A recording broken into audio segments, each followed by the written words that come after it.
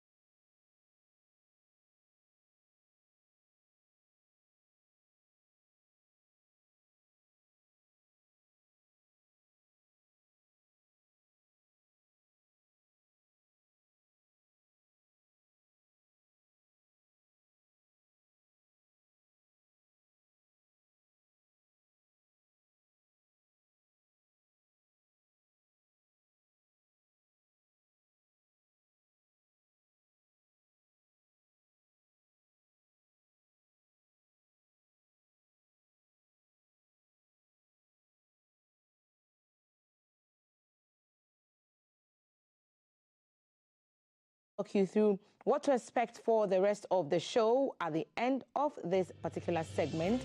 Thank you for making the time for this bulletin. The much anticipated Jamestown Fishing Harbour is ready to be commissioned. When the Minister for Transport, accompanied by the officials of the Ghana Port and Harbours Authority, inspected their facility, it was disclosed that the government is yet to receive the certificate of transfer before it would be commissioned. Even though the port is expected to provide jobs to about 4,000 people, including residents, the fishermen have expressed concerns about not having their needs factored into the project. Residents of Jamestown have waited for the port project, which began 4 years ago and is expected to change the commercial landscape of the town. The 2,000 tons capacity port is a $50 million project funded by the Chinese government and executed by CRCC. The facility has an ice-making plant that can produce about 60 tons of ice per day, a cold store to store fish, a fish market, restaurant and stalls. A crèche to educate the children of the fisherfolks is also attached to the facility. The Minister for Transport, Mr. Kweku Ofori-Siama, has been keenly monitoring progress of the work. Hence, it is his final visit to ascertain completion of works to ensure that the facility is ready for commissioning by the President, Akufo-Addo, later in the year. I'm very much impressed. Like I said, I've been here since this project started. I've been coming here in between unannounced on my own to see what they've done. And I said, so far, I'm impressed about what they've done. But this is just for the artists. I think proper engineering work, GPHA should be able to tell us that per their engineering analysis, the work is good. But for the 3Ds and what we've seen, I think it's a fantastic project. The Ghana Ports and Harbours Authority, managers of the facility, has also expressed satisfaction with the work done so far. Its Director General, Mr. Michael Luguje, disclosed that private investors will be brought on board to make the port viable. The Chinese construction team has done a good job. Like they indicated to us, they finished the project on time, on schedule. And today is just a joint inspection conducted by the minister. So we are satisfied that they did a good job from the technical point of view. Ghana's former ambassador to China, Mr. Edward Boateng, under whose tenure the project was initiated, entreated the fisher folks to maintain the port for posterity. He also suggested other ways to generate revenue for the port. By day, this is commercial. By night, it should also be an entertainment place. There's nothing that stops people from bringing yachts, bringing boats where people can sit on the boats in the evenings and have a good time with their families. That's what happens in other countries. And I'm hoping that we can also learn from what is happening in other countries. That's the second step that we want to go. And that's why we're talking to CCRC, that how do we bring private sector people in so that, you know, the fish that is brought in the morning, you could come here in the evening and have a nice fish meal with your family. Meanwhile, in an interview with the fisher folks to solicit their thoughts about the facility, Rada expressed some concerns. For a fisherman, whenever he went to fishing and made a catch, and discharge the fish, there's no shed for them to, stay under it. When your net has got spoiled, and the fisherman, you have to, amend your net. We don't have it over here. The Jamestown Fishing Port, when commissioned, is also expected to bustle with brisk activities as the Tema and Takoradi ports. Mto Bibinimto, GBC News, Jamestown, Accra. The 2024 Births and Deaths Registration Awareness Day is scheduled to come off in September this year. Ahead of the event, the Births and Deaths Registry has engaged the media as part of its plans to restructure its operations, identify critical challenges affecting the registry, and work to improve service delivery. The registrar, Mrs. Henrietta Lamte, said the registry has for the past 3 years attained the UN's benchmark of 90% minimum coverage level on birth registration. Despite me having a birth certificate, it took me close to 3 months to acquire the biometric birth certificate in around September 2018. I really had a bad experience with it because I needed it urgently for an application, but I didn't get it in time. So I think with this new mobile birth certificate registration, it will really help ease up the backlogs of birth certs registrations that are piled up at the offices. These frustrations and setbacks in acquiring birth and death certificates no longer exist at the registry with the introduction of a computerization system and a mobile app technology to replace the manual system of birth registration. A birth certificate is a basic legal document that gives identity to a child. The Birth and Death Registry, by its core mandate, is expected to capture and provide registration of babies and deaths in the country to improve the collection and collation of statistics for national development. By law, the onus is on a family to register a birth or death. However, due to the lack of education and easy access to registration centres, most people fail to do so. It is for this reason that the Birth and Death Registry has introduced the mobile phone technology in 126 communities. The phones are used to register births directly at home by a visiting health worker who inputs the data on his or her phone, after which they are issued with certificates. The head of project at the Birth and Death Registry, Mr. Emmanuel Note Botre, said The registry looks forward to enhancing accessibility with media engagements. The registrar at the Birth and Death Registry, Mrs. Henrietta Lamptey, stressed the need for more strategies to be adopted to streamline administrative processes through the use of technology in the era of digitalization. We have revised, I would say, standard operating procedures, which is now instructions manual, and is published. We are enhancing the capacity of all staff of the registry in how they can apply and implement what is in the manual to improve the registration processes and to lessen the burden on the public or the client.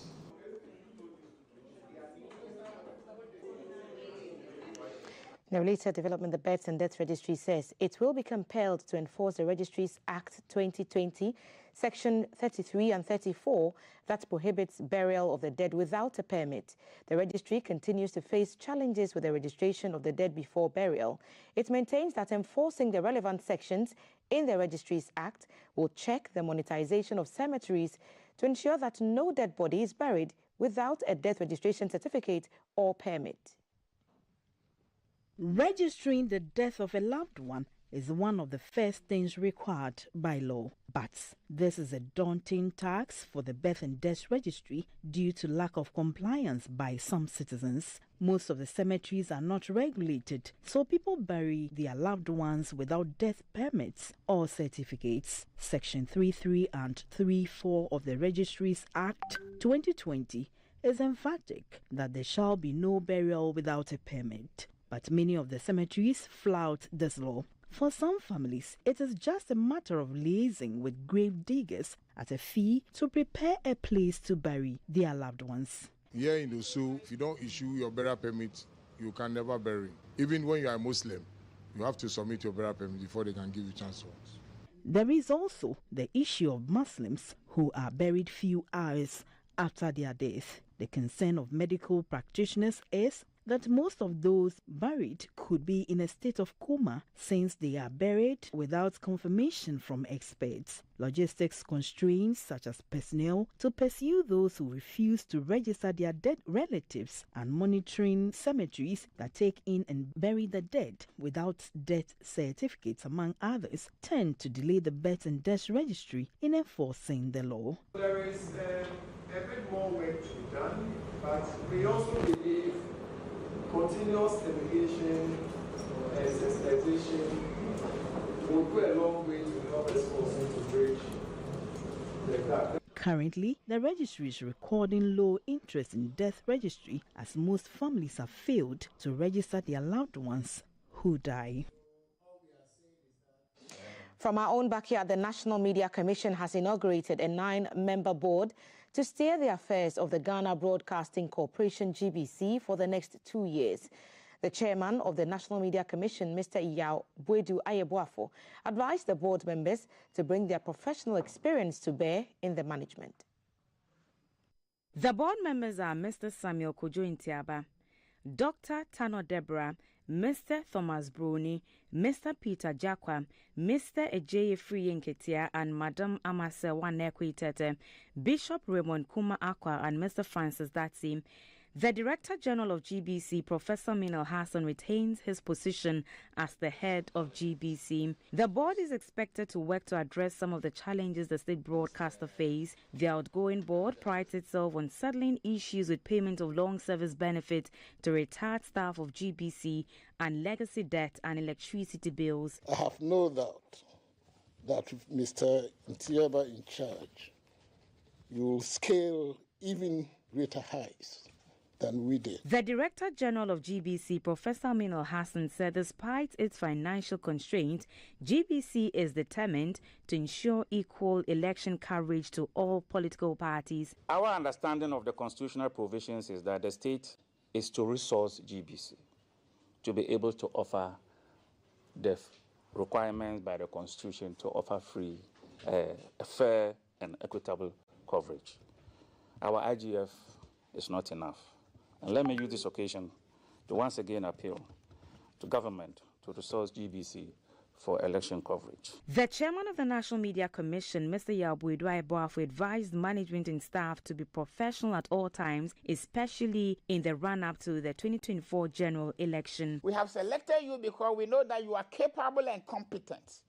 Bring your competence into the management of the GBC that we are entrusting into your care, that at the end of your tenure, you could, like Professor Deborah, stand here and feel proud that you did not destroy the institution, but you have rather made it better than it used to be. Mr. Samuel Kojo Ntiaba, chairman of the new board, pledged the team's commitment to build upon the successes of the old board with a focus on developing a solar infrastructure to address GBC's challenges with electricity. My team will continue the work with the management to introduce solar energy to GBC. Retooling the studios and transmission sites is another area that requires attention. The onset of digitalization and the migration from analog media ecosystem has been an ongoing process. It is impossible to retool the corporation from internally generated fund. That is why I want to use this occasion to call on the NMC to lead the board in the appeal to government to provide needed budgetary resources to replace GBC's aged equipment. The new board members received a symbolic gift of chocolates, with each bar representing a channel of GBC. They were encouraged to adopt any of the channels to support its growth. Meanwhile, the chairman of the National Media Commission, Mr. Yabuidwa Eboafo, is encouraging Parliament to invest in the infrastructure of GBC to enable the state broadcaster to serve Ghanaians effectively. Mr. Yabuidwa Eboafo says Parliament's intention to its own television station with nationwide coverage will require financial investment, which could be channeled to GBC to save the legislature money and time. Recently, we heard the speaker say that they are in the process of setting up their own broadcasting house. And I think that that would be a misapplication of financial resources. Now, if Parliament set up a broadcasting station, it must ensure that it reaches every corner of this country. And to establish that, the capital outlay that you need is far greater than what you need to make GBC present in all the 16 regions, functionally. What we need is to invest in the GBC to establish a dedicated channel that will be devoted to activities of Parliament and presented in a professional manner that may not necessarily require recruiting every man of human resource from laborer to the chief executive. And that will be beneficial to every one of us in the sense that at least there will be something small that we can add to the starvation wage that we are pretending that we are paying the staff. And if you look in the campaign trail now, and as part of his possibility tour, the NPP's flag bearer, Dr. Mahamudu Bawumia, has toured Lower West Akim, Upper West Akim and Akwetia constituencies to canvass for votes. Dr. Bawumia urged the constituents to give him the opportunity to lead the reform of Ghana's system of governance, including modalities for utilization of the country's natural resources, administration of justice, and easy and affordable provision of public services. Lower West Achim, Upper West Achim and Akwetia are constituencies the NPP presidential candidate Dr. Mahamudu Bawumia visited to round off the second phase of his constituency tour of the Eastern region. The possibility campaign trail first stopped at Asamankasi in the Lower West Achim constituency. Here, Dr. Bawumia called on the chief of Enum, Asamankasi, or Saberi Makwesi Mensah Bediako. He also met with the traditional leaders of the constituency at Deba. Saberi Makwesi Mensah Bediako commended Dr. Bawumia for championing digitalization in the country. Dr. Bawumia said he will introduce free tertiary education for persons with disability. Dr. Bawumia also called on the chief of Asamankese, Osaberima Edudako, at the Deborah of Chiefs and People at Asamankese. Osaberima Edudako asked Dr. Bawumia to maintain his digitization agenda because it has great potential for the country. Persons with disability, university, tertiary institutions, free under a Bawumia government. Dr. Bawumia also met with traditional rulers, clergymen, Muslim clerics, market women and other stakeholders from selected groups at Asamankese. Dr. Bawumia explained his policies to the people and urged them to vote for him in the December polls. From the Lower West Achim constituency, the Possibility campaign trail of Dr. Bawumia moved to Adeso in Upper West Achim constituency, where he interacted with the people as part of his Community Connect program. Dr. Bawumia said the NPP government has fulfilled many of the promises it made during the 2016 election, and a vote for him will ensure more transformational policies for all sectors of the economy. Geological Survey Department, more resources, at least $10 million a year, to do the surveys, so that you know exactly where the minerals are. And there is trial and error in the environment, and we also have to provide for an equity stake of the chiefs in the concessions. Equity stake of the chiefs in the concessions. Then the chiefs they will have an interest in making sure the right things are done. The team's next port of call was Akwitia, where Dr. Bawumia interacted with the people before moving to the community square for his Community Connect session. It was an opportunity for the presidential candidate to explain his vision to the people. Dr. Bawumia said his policies will make Ghana a key player in the fourth industrial revolution. Free technical and vocational education. And free such as free TVET. Teacher training allowance okay, Yeri Ababia. Nursing training allowance okay, Yeri Ababia. Dr. Bawumia has suspended his campaign temporarily to focus on his 2024 manifesto launch scheduled for Sunday, 18th August. Still on the campaign trail, the flag bearer of the National Democratic Congress NDC, John Dramani Mahama, is in Japong to start a 4-day campaign tour of the Volta region. Speaking at a community engagement attended by the North Tongu Union of Chiefs, Mr. Mahama outlined his plans for the region's social and economic transformation. He reminded the people that the former NDC administration implemented all major infrastructural and developmental initiatives in the region. Take the Volta region. From electricity, to water, to education, to health, to roads.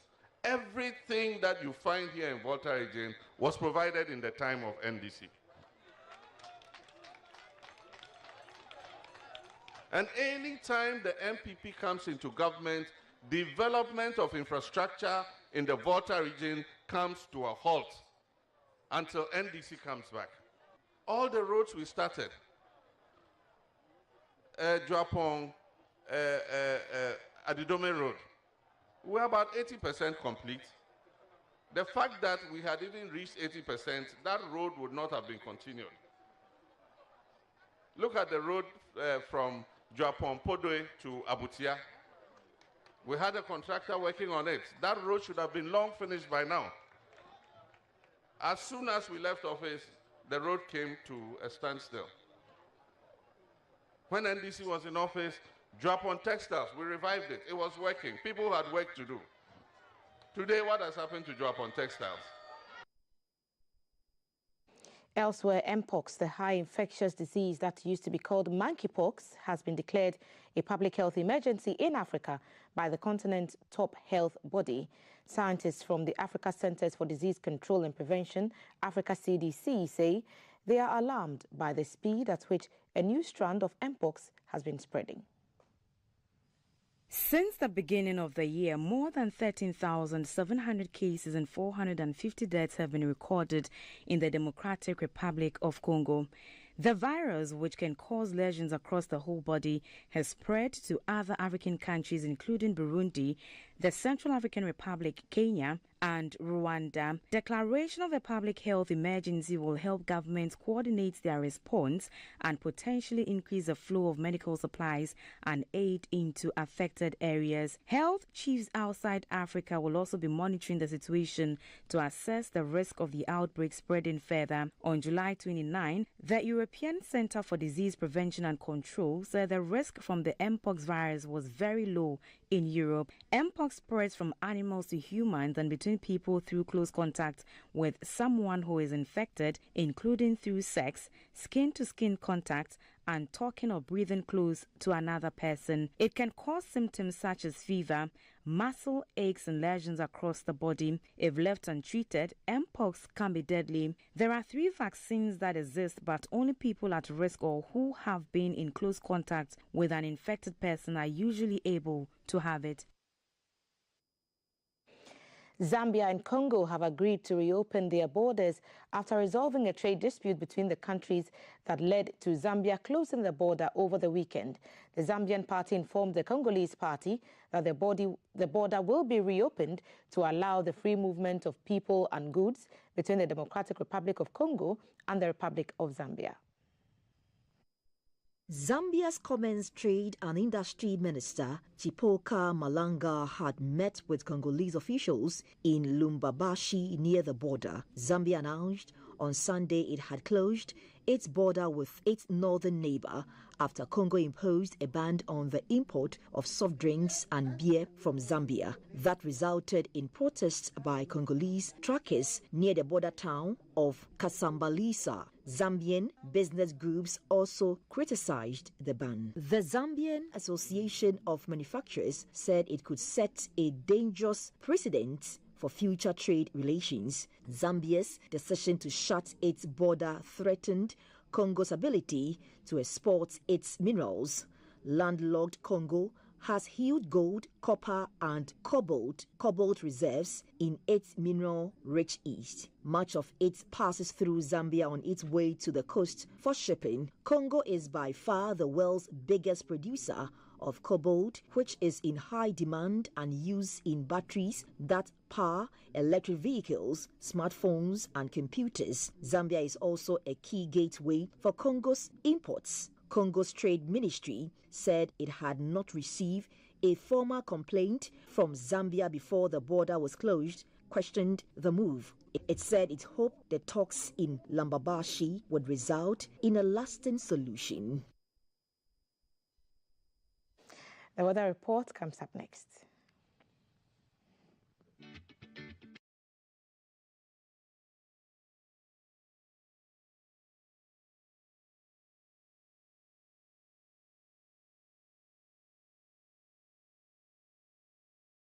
Towards the end of the day and early this morning, what more should we expect? Our chief forecaster, Felicity Ahafianyo from GMET, has joined our phone lines. Good morning, Felicity. What should we expect today? Good morning, and thanks for joining us. For today, we still expect it to be cloudy, dull, and relatively cool across the 16 regions, with light rain or drizzle occurring over the southern sector.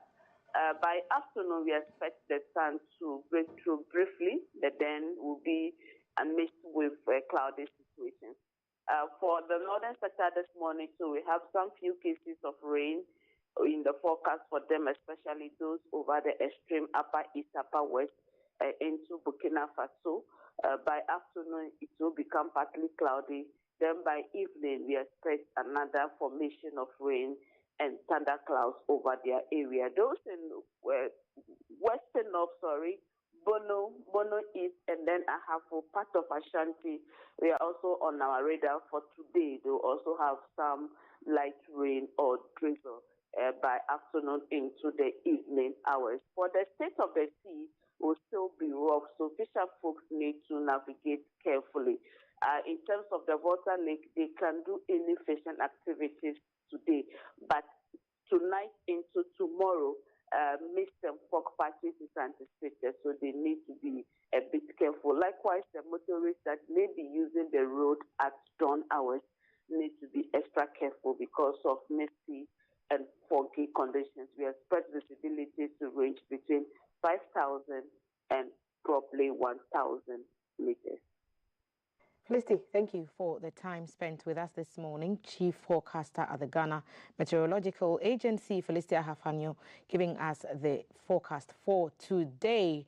Now, let's bring you the results of Sam Lotto, and today we are bringing you the results for Delta Tuesday. The winning numbers are 48. I'll take that again. The winning numbers are 78, 46, 60, 10, and 48. The winning numbers again for Delta Tuesday Alpha Lotto: 78, 78, 46, 46, 60, 60, 10, 10, and 48, 48. Those were the winning numbers for Delta Tuesday. And this is where we draw the curtain on the news. Up next on GTV Breakfast, we'll have conversations on sexual health in men and women. We'll hit the roads to see some safety issues across town. The Minerals Commission will be sitting with us for a review of the first half of the mining year for Ghana.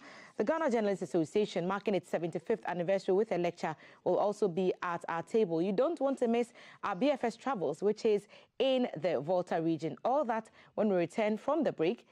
Stay with us.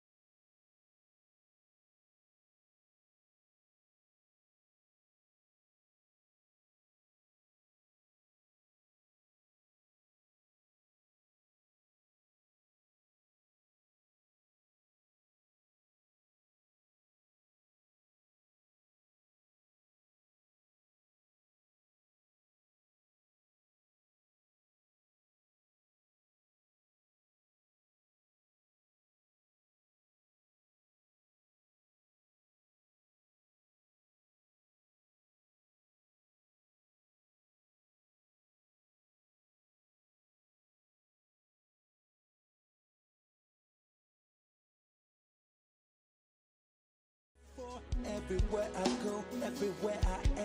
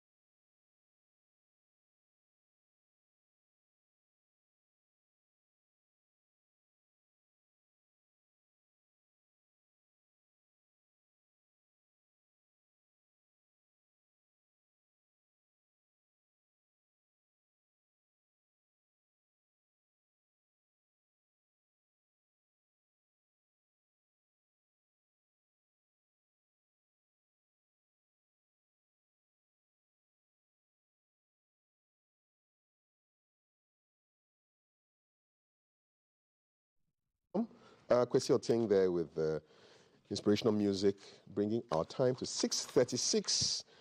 And we are in the BFS clinic, and today we're looking at sexual health in men and women. My guest is a doctor at Weijagbawe Municipal Hospital, Dr. Esther Agbozo. Good morning. Welcome to GTV Breakfast.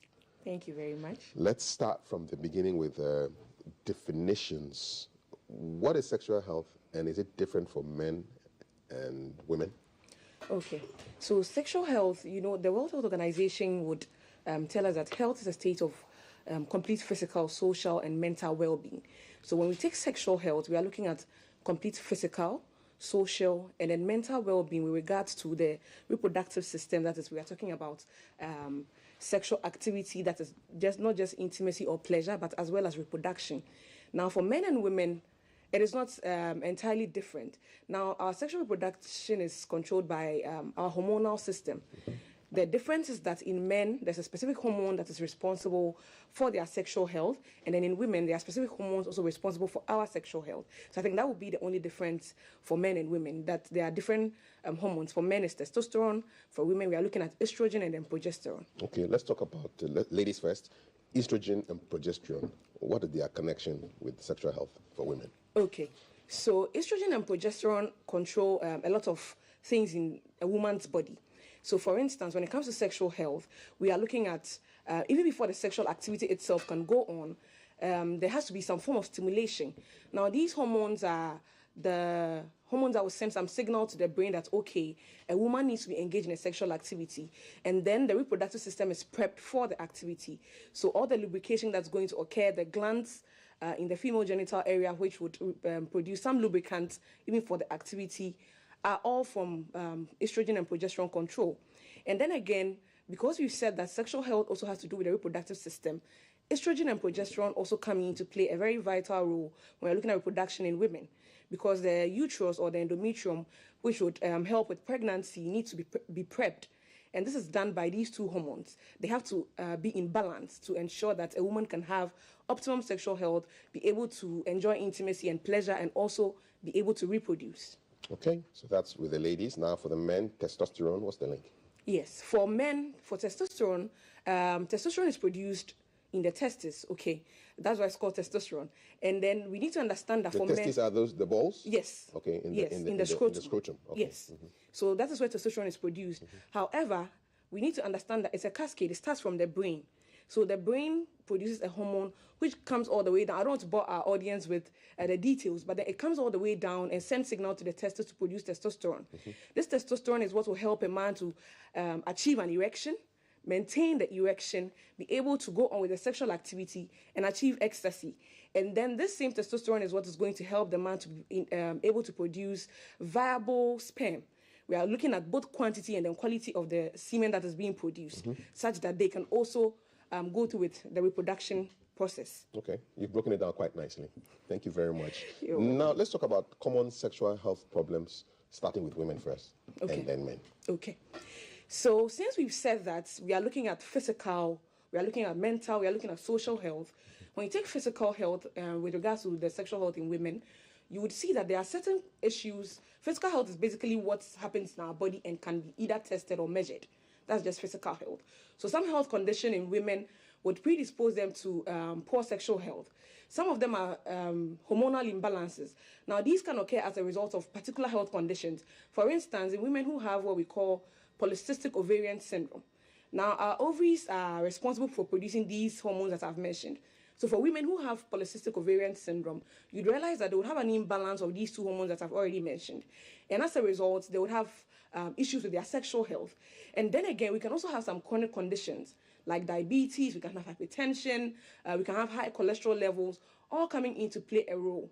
And then again, when we come to the mental bit, you would see that stress, which is a very common thing that we all come across, when a person is stressed, we have high levels of adrenaline, we have high levels of cortisol. And these two hormones are, they actually suppress your sexual desires, and then they impair sexual health. And then again, when we look at the social bit, we would see that sometimes women are seen in a particular light. Maybe the person just have poor body image issues, they have low confidence level or self-esteem issues, and as a result, they are not even either interested in the sexual activity itself, or their brain is not ready, because there has to be signal sent to the reproductive organ that something has to happen. So if that signal is not sent, the person is unable to actually achieve good sexual health. Okay, so that's for the ladies. Now, for the men, what are some of the common sexual health problems? Yes. Again, I would like to do the physical, mental, and social. So for men, when we look at physical issues, we are looking at things that can cause testosterone deficiency. So we can look at things like undescended testes, which usually is congenital. It's from birth. The balls don't come down? Don't come down. So we need to understand that the balls, when they are developing, they start in the abdomen, actually. So when the child is in utero, the balls start from the abdomen. And then as the development is going on, it descends and goes down to the testes. For some people, that descent is arrested. So it either stays in the abdomen, it sometimes ends up in the inguinal canal, which is in the groin, and doesn't go down. Yes. Wow. It can happen like that. And what are the implications? The implications is that, you see, God in his own wisdom made our core body temperature different from the temperature that is in the scrotum, such that the testes can remain viable. So if the testes remain in the body, which it means that now it is under the influence of the core body temperature, which is too much for it, it can die or become non-viable. So in that instance, this testis will not be able to produce the testosterone that the man needs for his sexual health. Okay. Yes. So the walls have to be cooler. Yes. Yes. The temperature in the scrotum is. Yes. Yes. So for others, they have the testis. The movement end up going called testicular torsion. Trauma is anything that so maybe somebody gets maybe a playful or anything that causes any form of injury to the area. You can have what we call testicular torsion. Pray for a door So to that open, but that door was mama's Gucci. I know we all stay hoping for open doors, pause and UC. We day inside, then we know no self, say we day inside since the door's been open, but we still greedy for more doors, you see. I have a life, I got the knowledge, so don't need the fees. You make the doors, you change the locks, I still go find the keys. And if you interrupt, I meditate to find my peace. That's why it's hard for me to drop my keys and chase your keys. Focused, I'm fucking focused, nothing will touch this focus. While we stay up and working hard, some are still wiping noses. I'm growing, please up my doses. Feeling like I'm the chosen. One way they come, they open. I got you all open, and then if you don't never allow it, but recharge your energy. I'm living life and I keep creating memories, creating melodies. These melodies,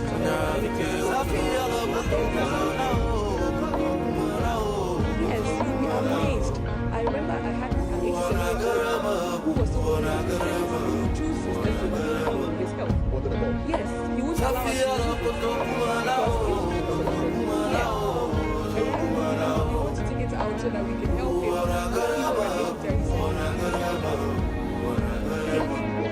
Yes, he did. Wow. Yes. Men love their balls. Yes, they do. Yeah. They do. Okay. Yes. So that's a key issue. But I mean, you are dying, but you still want to hold on to it. Some people believe that if they don't have it, they are no more men. I think it's also a societal problem. Society have made them to believe that if they don't have balls, they are not men. So After all, everybody's going to die. All die be died. Let's die in our balls. Exactly. All right. Okay, you are watching GTV. Men and women. My guest is Dr. Esther Agoso. She is from the Waiting Hospital and WhatsApp 055.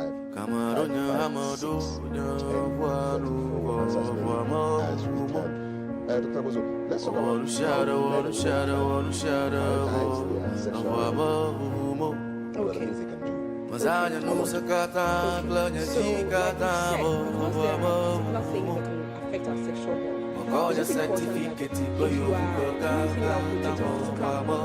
your mental health, your social health. So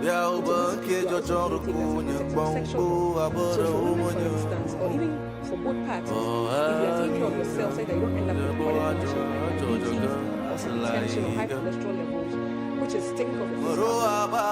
Which is reducing the amount of stress you have. Taking a break and all that. It also translates to sexual. And then again, if you are not paying attention to you are also building up yourself as sexual health as well. Okay. And this is for both men and women, right? Both men and women, okay. Yes. Now, let's talk about how men and women, what are the best ways of communicating their needs for sexual intimacy or desires? Okay. Or am I going out of your league? not. I think it's still within my league. Okay, all right. Yes. So I think that for both men and women, communication is important. How we go about it also counts.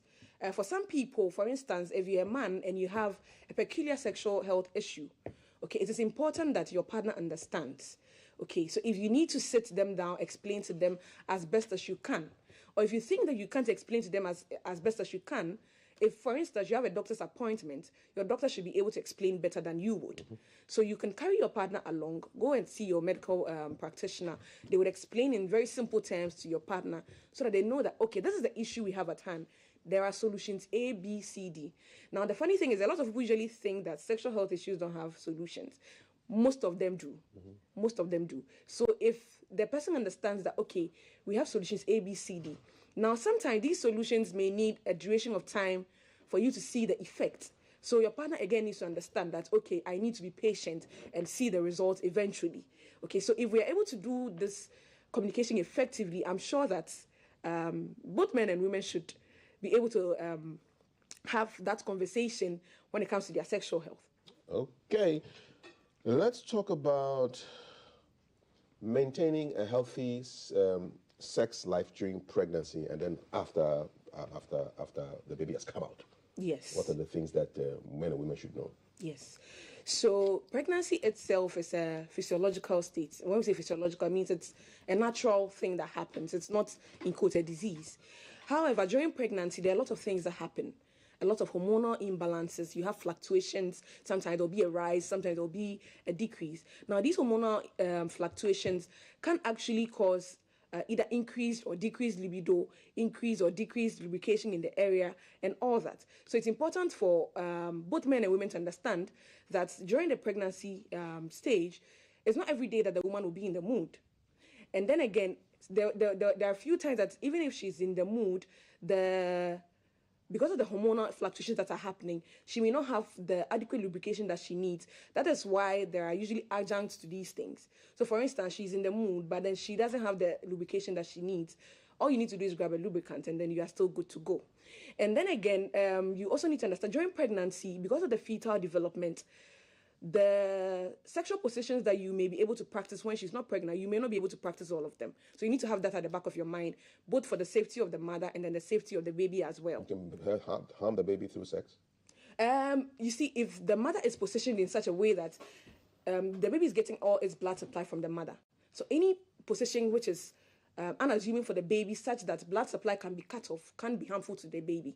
Okay, so it is important that we understand that not all sexual positions can be practiced during pregnancy. What is the optimal sex position for women who are pregnant and still want to have sex? Yes, so usually when the pregnancy is advanced, we usually encourage the left lateral position for women. What is the left lateral? So you lie on left. when you say lateral is just on your side. Okay. So if you say left lateral, means you're lying on your side. Why? So that there's no pressure. Okay. You're not lying. There's no pressure on your abdomen, or even if the man doesn't have to lie on the woman's side, he's not putting any pressure on the abdomen either. Okay. So if she's lying on the left lateral position, in that case, there's no pressure on the abdomen, which is protruding. I always thought the abdomen was central, so no matter where you lie. So if you lie on your right, what happens?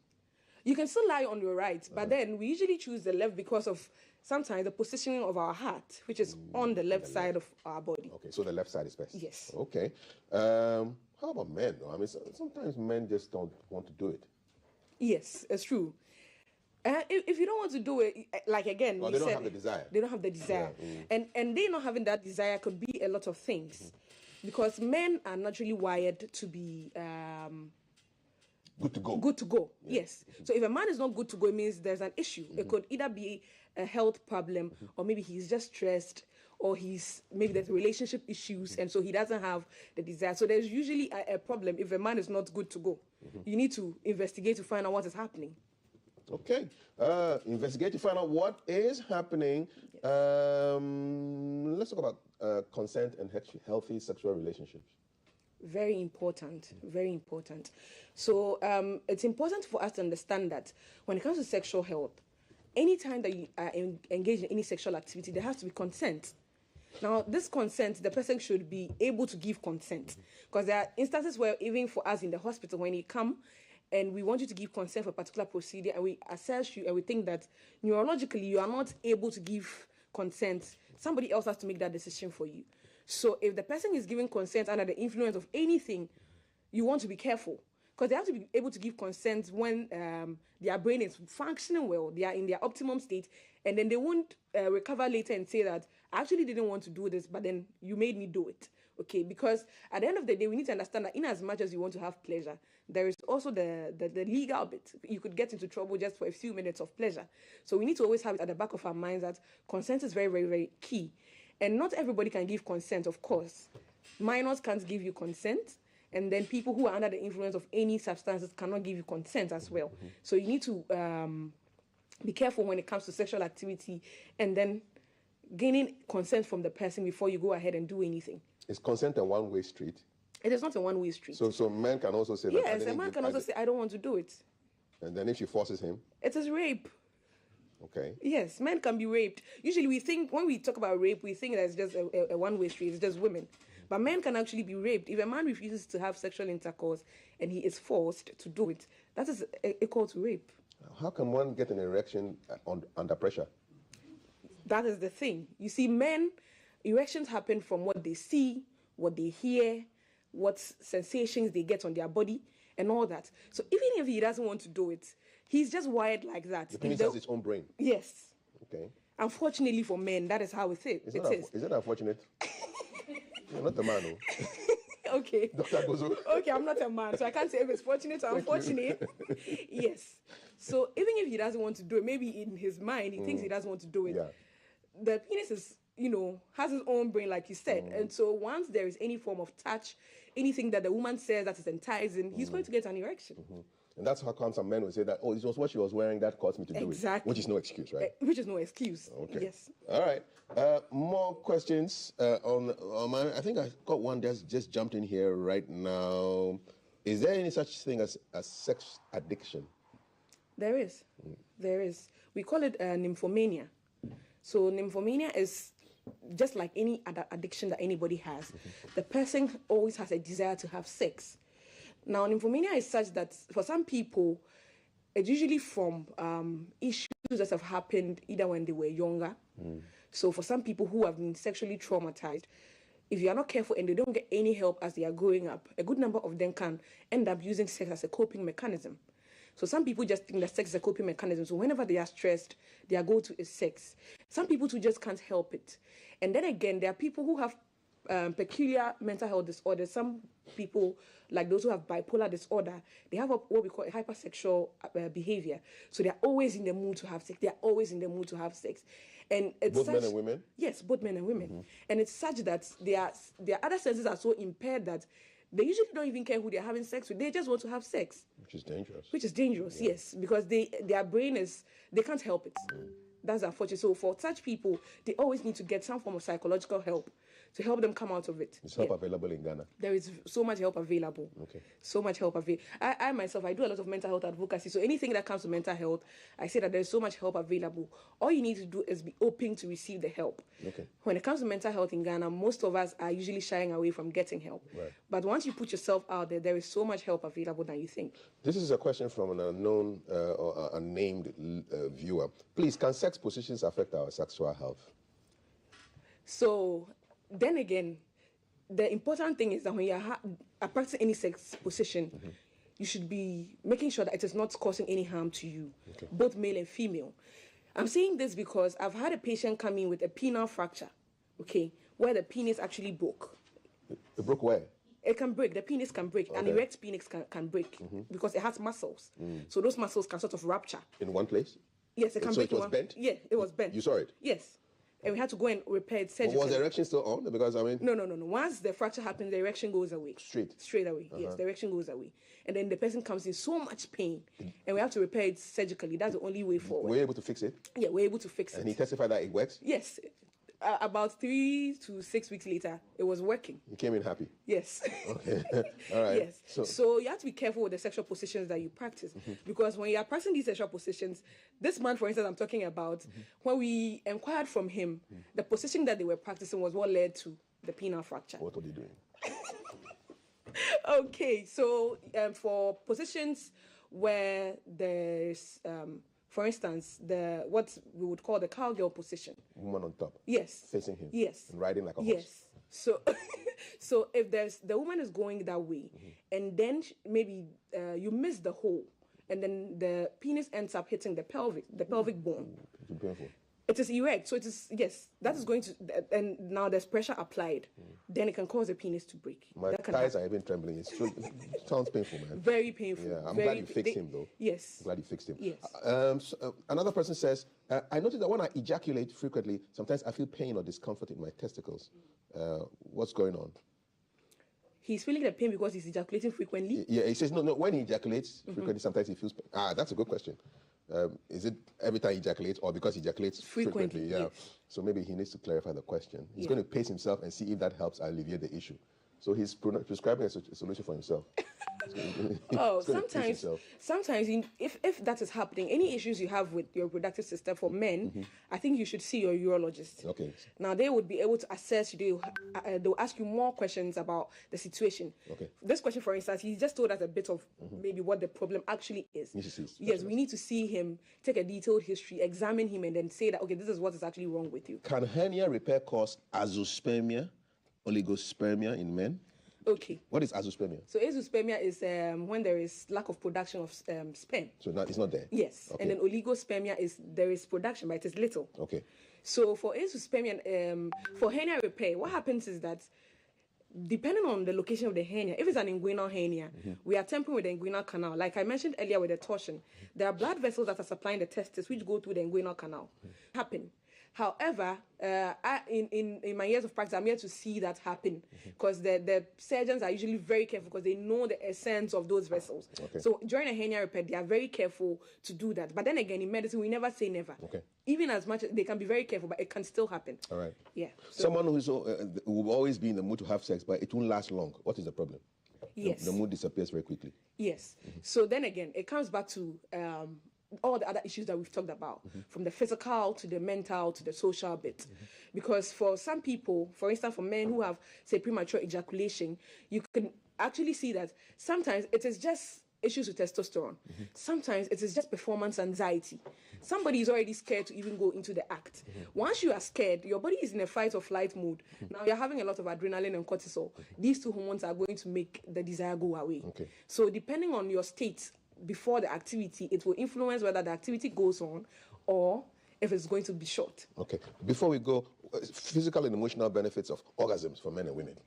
Okay, so the good thing about orgasms is that it leads to the production of what we call the feel-good hormones, like dopamine.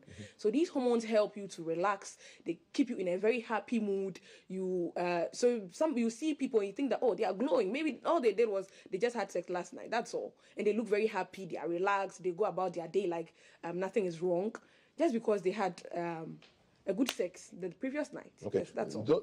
Does that mean those who abstain are depressed permanently? Not necessarily. The thing is that we all tend to adapt to different things. So if somebody who is not having sex, they may have different coping mechanisms that will keep them going. And somebody too may have sex as an adjunct, like an add-on, just to keep them going as well. All right. It's been very educative. Dr. Esther Agbozo from Wejagbawe Municipal Hospital.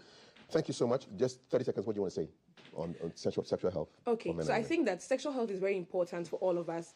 And at any point in time, if you think that you have any issues with your sexual health, it is very important to just seek help. There's a lot of help available. Thank you so much. It's been very educative. And I'm going to hand you over to Jay Gabra, who thinks I'm going to be mischievous, but I'm not. It's time for Social Media Corner. And here he comes with a happy smirk on his face.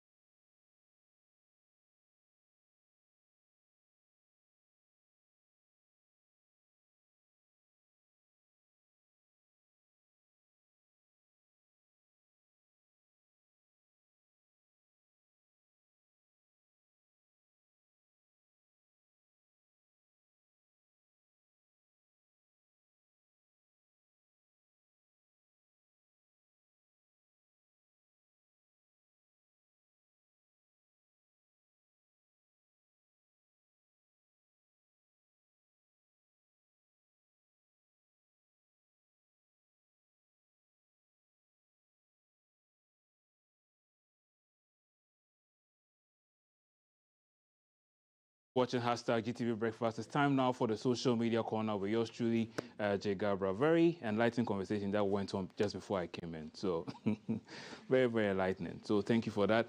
And a lot of things are happening. And if you ask me what's top of my mind, yesterday I was reading a news article that said Ghana launches an ambitious plan to go into space. And, you know, some people want to launch a rocket into space. I'm going to read the article and come back with more details, perhaps on Friday. But for now, that's what's on my mind. Maybe you want to go to the moon or something. Imagine Ghana on the moon. Or maybe we'll travel to the sun at night. Anyway, welcome again to the social media corner. First on our trends, we are going to the UK, where Connie Gatti, a UK-based nurse, is bringing comfort to her patients.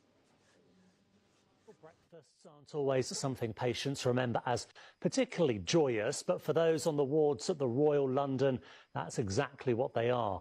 Comfort, clearly both by name and nature, has been greeting patients with breakfast and a song for years, but only recently found a second audience on social media. And the reviews from everyone who's heard her have matched Comfort's own infectious positivity. Jay Akbar went along for a listen. Good morning.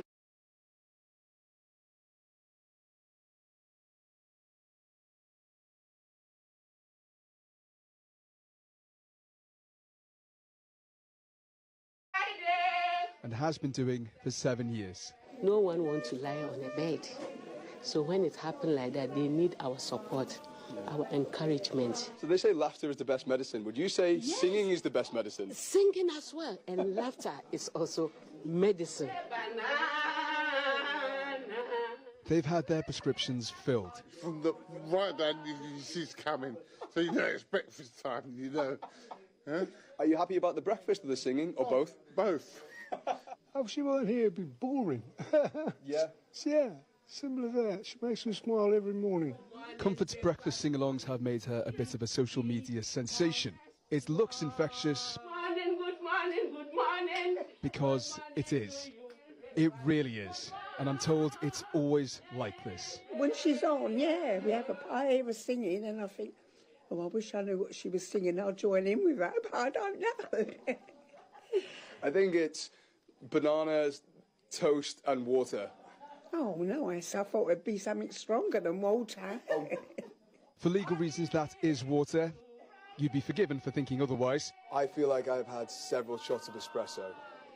The coffee shops aren't open yet. Importantly, to patients here, this isn't just an escape, it's a form of therapy. This is amazing. I think that to be able to come into a hospital and have so much happiness and joy is a great benefit in everyone becoming well. Especially after a tough few years for hospitals. We've just gotten over COVID, to just have some positivity and some laughter. If she can bring a little bit of that to the patients, that's fine.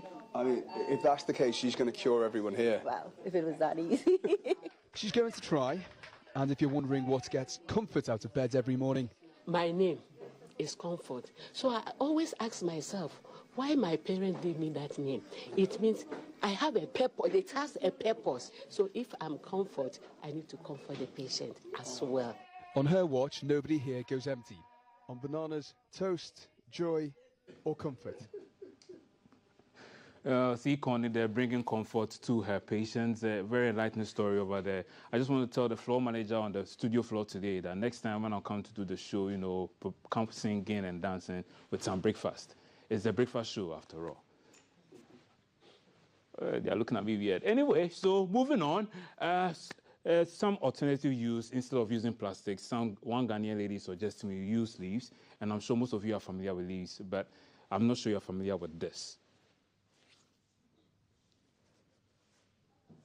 By now that wrapping our food in plastics is not even an option. We all know by now that wrapping our food inside hot plastics is not even an option, since health specialists have said that it can be carcinogenic. So I have resorted to using leaves for my swallows. I often use plantain leaves because that is what is readily available, but you can also use the leaves that we use to wrap wache or any edible leaf. This is very comfortable for me to use, and here is how I go about prepping the leaf. I first apply some heat to the leaves to soften them and also kill any disease disease-causing organisms that may be on these leaves. After applying heat to the leaves, I used a pair of scissors to trim the leaves so that I can remove the hard part of the plantain leaves and also cut the leaves into my desired shapes and sizes. Mind you, I don't cut them into smaller sizes because smaller sizes are difficult to manage when you are wrapping your swallows in them. And when the leaves are bigger, you are able to trim excess away after wrapping your swallows in them. Once we are done trimming, I'm just going to throw the branches away, those parts that are not useful to me, and take the rest to the sink for washing. I usually wash these ones like the way I wash my bowls, with sponge and soap, because I am going to keep food in them. But I first of all wash the container that I'm going to wash the leaves inside first before I start washing the leaves. And when you are washing the leaves, you want to do it gently so that you don't tear them. I try to be as gentle as possible, and I try to wash every part of the leaf. After washing, I make sure to rinse them thoroughly with clean water before I hang them on the drying rack. I do the same for all the leaves until I have exhausted all the leaves that I harvested for wrapping my swallow. Once done, I hang them on a drying rack where I usually hang my bowls and allow the water to drain away before I use them for wrapping my swallow. You can use these leaves to wrap any kind of swallow, from banku to konkonte to tize to rice ball, any swallow at all, even eba, just name it. After wrapping the swallow, if some of the leaves are left, I don't throw them away. I put them together, fold them nicely, and put it inside a rubber and keep in the fridge for use later. For those of you that were asking, I hope this video is useful. It's a wrap, and I'll see you guys in my next video. Bye.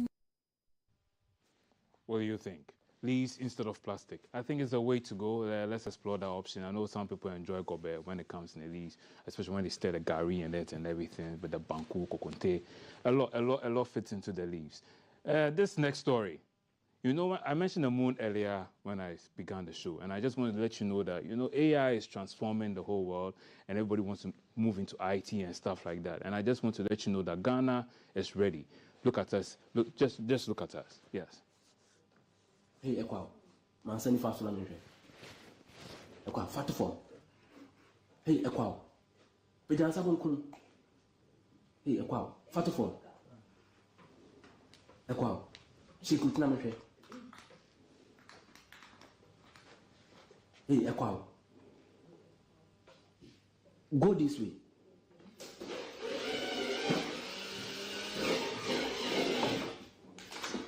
Hey, Ekwa, go that way. Hey, Ekwa, Kuachi.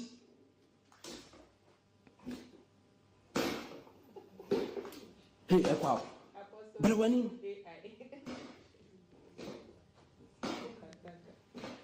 Hey, Ekwa, go this way.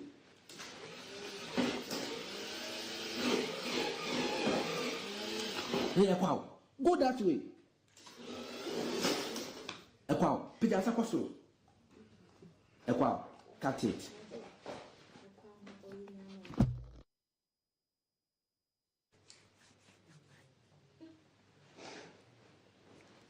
So that was Echo, or is it Echo?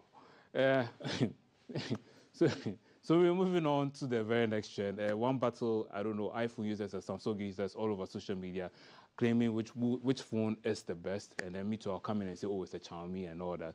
And then Android users, Apple users, a whole lot. But there's a different kind of battle when it comes to phone wars. Enjoy this video.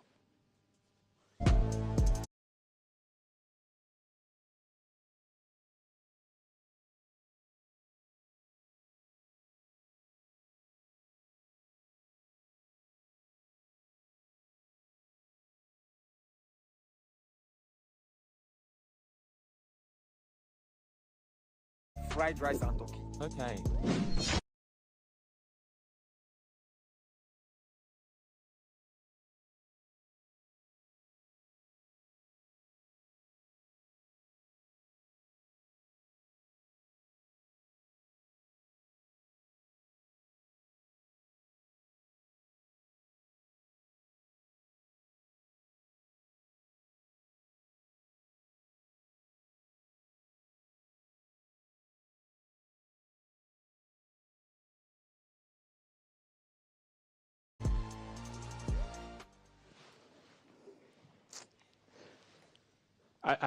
Oh, wow. You can zoom all the way to the heavens and go and see the holy. Anyway, there's this wedding that is trending all over social media. We wanted to claim it's not Ghana, but unfortunately, the song in the background makes you know that, yes, it's a Ghanaian wedding. And the question on everybody's mind is, what is the groom wearing?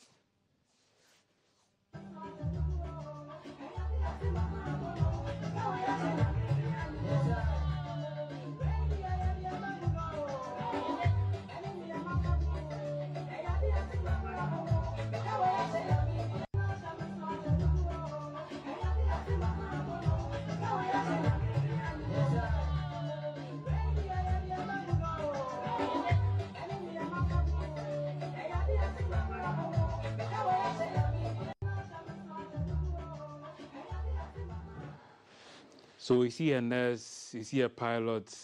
Okay, we know he's a groom, so I can't add that one. But like, what exactly is he wearing? But the song in the background, some social media users are commenting that, like, if not for the song, they would have pushed that man to some other country, but not here in Ghana.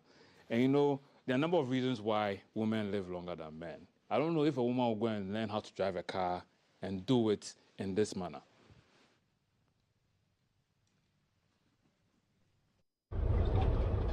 Break telephone. Break kakanka. Break me telephone. You may be a break you were here. Feel right, man. Or what? Oh, yeah, you get it. Tiasreta, no. Tia crotch. Tiasreta, no.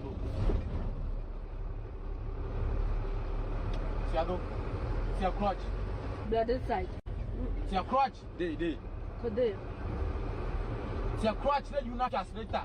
Tiasreta, no. You see what I mean? I have to ask Tom I should learn how to drive in such a manner.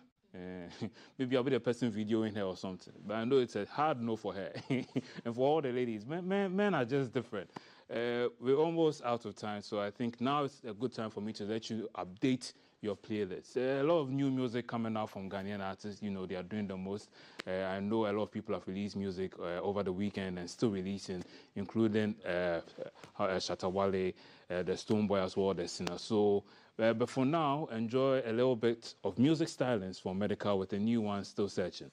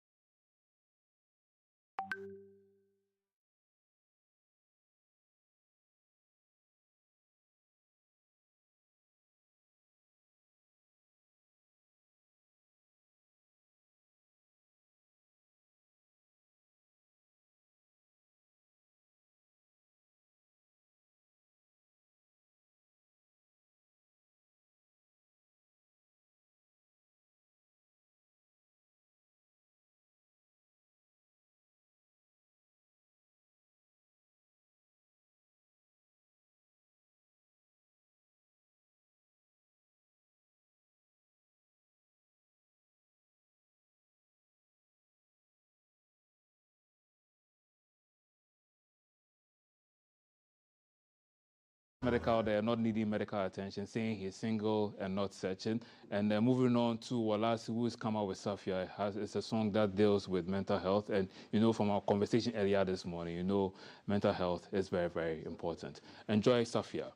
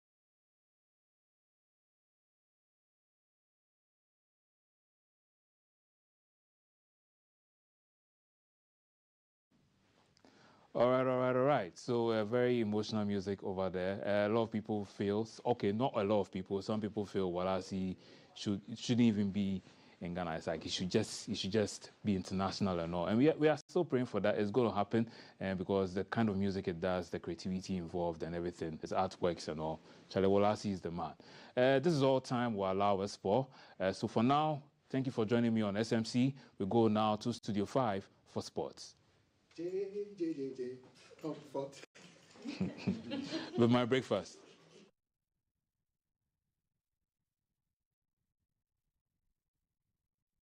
Comfort is coming. I want to say something.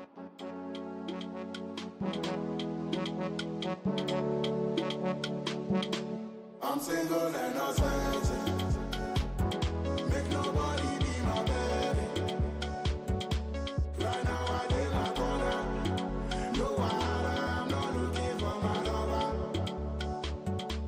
I'm single and I'm searching. Make nobody be my baby.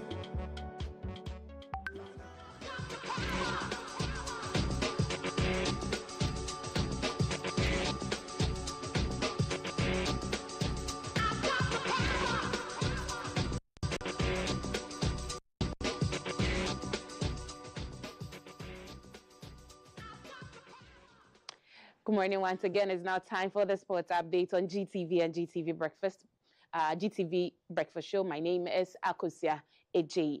In our first story for the day, we are looking at the Paralympic Games, which will be hosted in France, because Team Ghana, they have already arrived. So Ghana's contingent for the 2024 Paralympic Games has arrived in the city of Paris ahead of the event. The global event will see Ghana competing in 4 disciplines, including para-athletics, para-powerlifting, para-cycling, and para-taekwondo, for the 10-day event, which runs from the 28th of August to 8th September 2024. As part of measures to ensure the team acclimatizes and is subject to training ahead of the games, the team arrived on the morning of Tuesday for a pre-game training camp between August 13th and 21st, 2024, before moving to the Games Village. The team is led by the chef de mission, Henry Labi. The team is made up of 6 athletes, 3 coaches, 3 athletes lead, 1 physiotherapist, 1 accredited liaison officer, and a secretary from the NPC.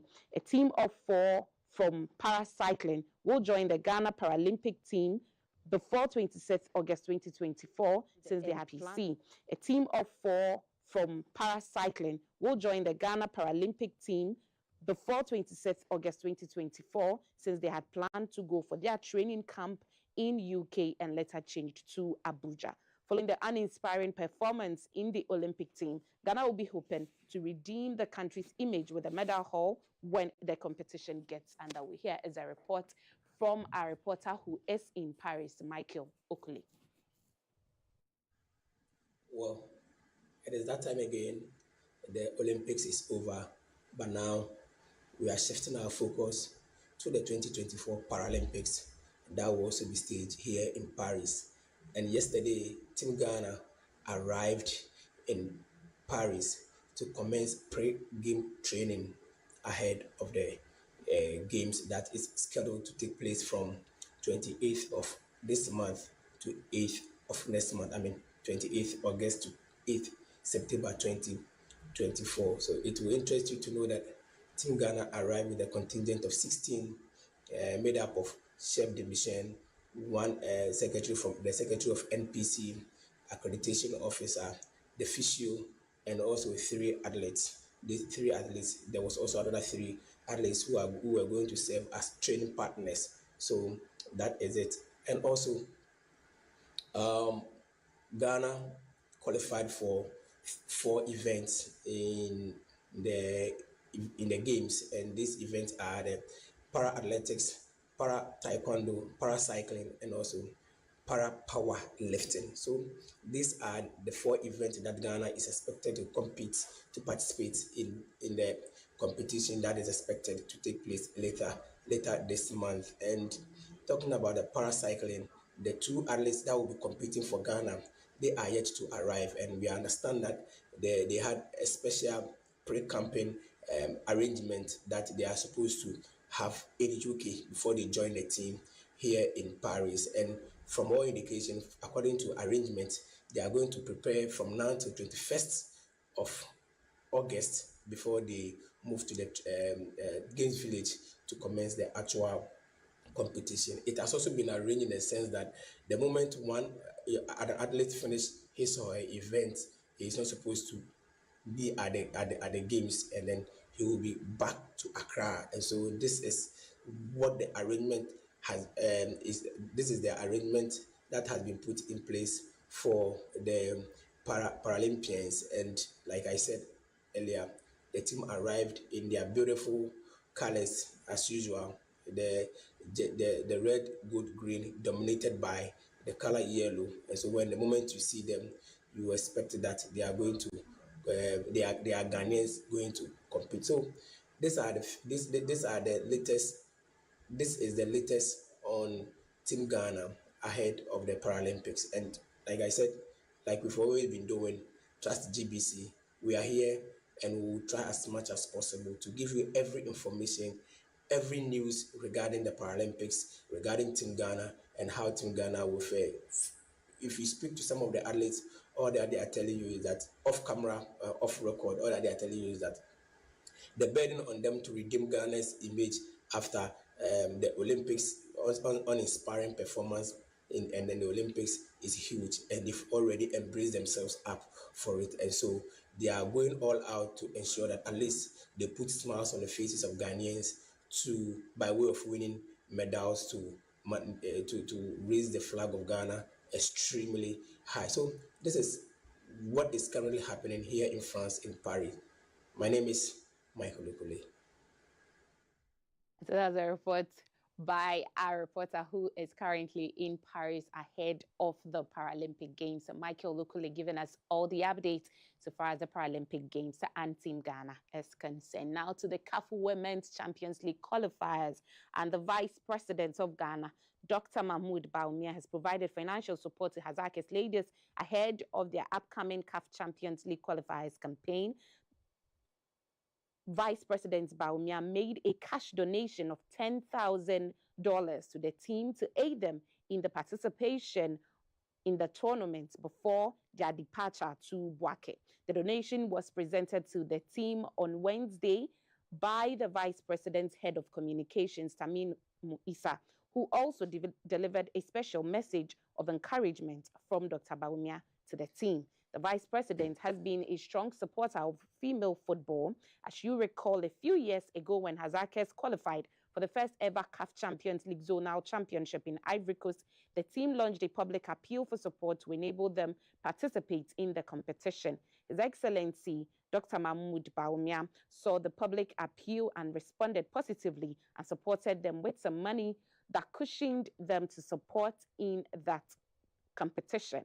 According to Tamimu Issa, the Vice President remained committed to supporting women's football and Ghanaian female champions. He did the same thing for Ampem Dakwa ladies this year. Hazakis ladies have qualified again, and he has supported them with $10,000 to help them win the championship.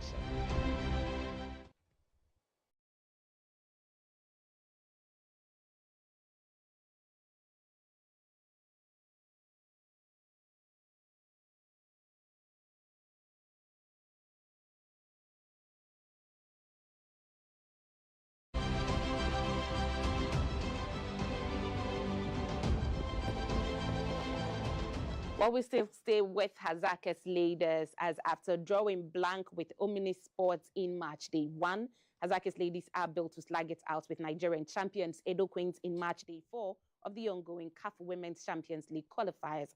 Hazakis face a tough opponent in Edo Queens, who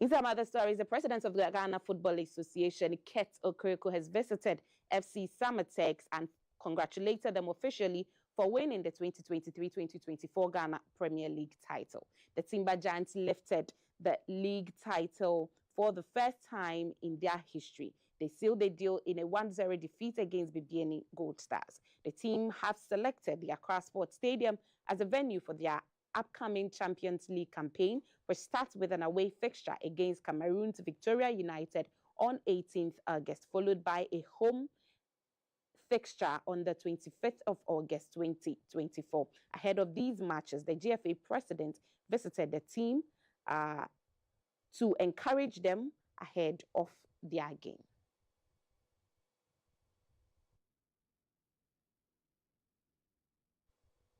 To some transfer stories now, and Samba Stars Academy 16-year-old midfielder prospect Vincent Mobila has started training with English Premier League side Chelsea this week. Mobila's training stints presents an opportunity for him to potentially secure a spot in Chelsea's junior team. Known for his dynamic attacking play, sharp passing vision, and strong defensive skills, Mobila is seen as a promising talent with the potential to make an impact at the club. These trials come shortly after another Ghanaian teenager, Fatau Ganiyu, also had a chance to showcase his abilities at Chelsea.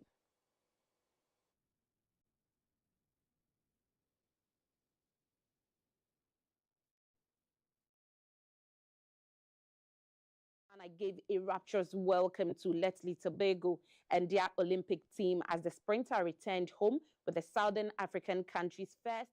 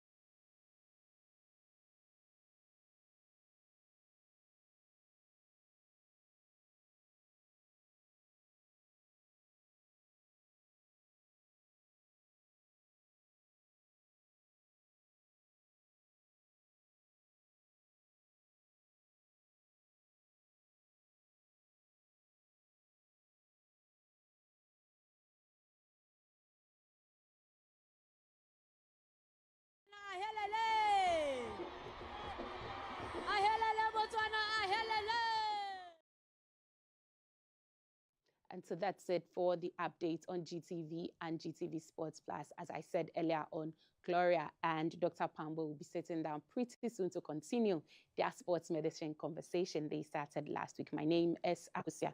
Eje will return after this break.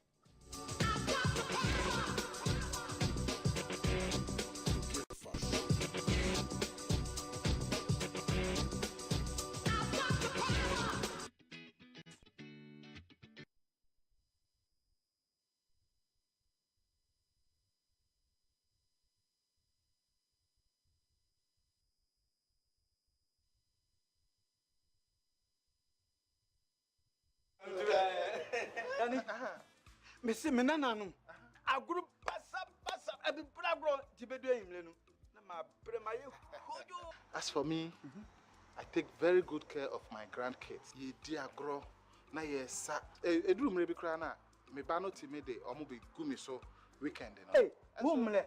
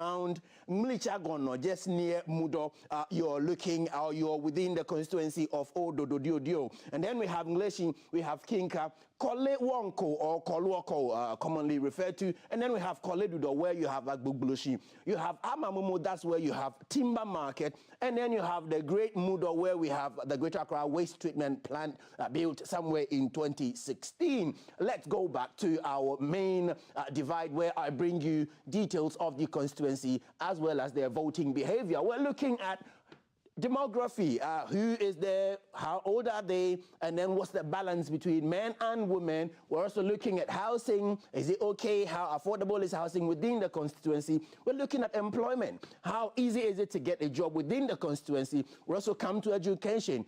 How many institutions are there within? And then we look at challenges with infrastructure, we look at sanitation, crime and security, and then environment. Finally, we end with healthcare, and we find out how easy is it to get attended to if you fall ill. Let's look at their voting behavior and patterns, as well as the rest. This is the demography of the Odododio constituency.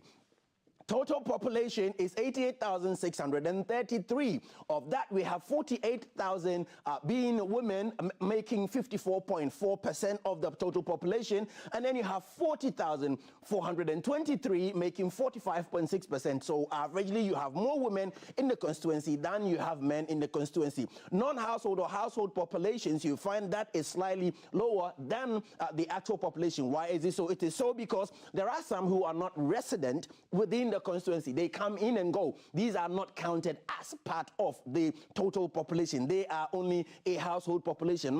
So you have 47,000 for women in that regard, and you have 38,000 for men in that regard.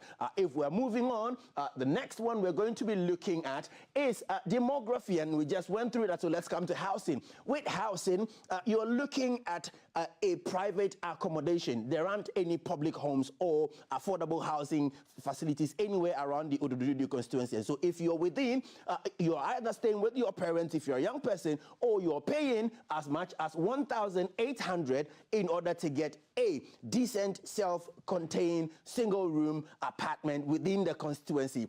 We're moving on. Next is employment. When you're somewhere around Koledudo or parts of Amamu, where you have Timber Market, economic activity is relatively huge. There's no limitation to what you can lay your hands on in terms of employment. However, if you belong to parts of Mudo and also parts of Ngleshin, where all you have is the harbour currently being built, then you're looking at a struggle to travel down south towards Mudo or towards Amamomo or parts of Koledudo in order to get a manual labor job, in which case you're going to be working with the Timber Market, or you're going to Agbugbuloshi, where you'll find something to do for yourself. Employment rate for young persons within the constituency, it's a good balance of 65% and more. And some of the young persons we spoke to, apart from those who are further up around Jamestown or Ngleshin, who complained about job availability, those down south towards Koledudo and Amamomo have no complaints whatsoever with jobs. Let's move on to education. There are pockets of first and second cycle institutions within. And so if you're somewhere around English, you have the Sacred Heart Secondary School, and then that's about it. But basic schools, there are lots of them scattered around. You have the Akwe Memorial School, you have some other institutions. Literacy rate, it is also relatively okay, above 65%. First and second cycle education, relatively okay. You have 65% or more who have accessed first and second cycle education, and so they are okay. Challenges are there could be more. More can be done to ensure that it is spread evenly across the constituency. Anything apart from that, then it is you're either having to travel from one end to the other, and not a bad distance to travel, given that there is transport availability, and so it's not a big deal. Let's look at infrastructure. What there isn't is community place of recreation. Sanitation, yes, there are a few pockets of areas where because the refuse are not collected in time, they stay longer and they stay overnight on the street. Sometimes they get spilled over, and so you have a bit of filth scattered around. But if you're somewhere around the Mudo treatment plant, because of the waste treatment plant, they make a conscious effort to ensure that the environment is kept clean. Some of the environmental issues they have, if you belong to those closer to the New Harbour, and I witnessed something really very terrible. The New Harbour, close to it, people still, in the Greater Accra region, do open defecation. Can you imagine? Open defecation. Why? Because they'll tell you there aren't public place of convenience. But you belong to a home, you have a house. Why don't you do it at home? What happened to building one at home? And so that's also an issue within the constituency. Open defecation. We have crime and security. Interesting, serious. When we spoke to some of the young men about crime and security, one of them said something, my cameraman was like, oh, what did you just say? Apparently, if you make that mistake and you are fortunate enough to steal from someone and you're caught, they don't deal with police. And that also is a worse form of justice, and police or security services must look into that and ensure that at least people operate within the law. Yes, they may have committed a crime, but it doesn't mean you should administer justice as you like. And then we come to environment. Environmental issues, I already mentioned one, and that is the challenge they have. Dealing with open defecation within parts of the Ododudu constituency is a huge challenge. Finally, healthcare and healthcare facilities.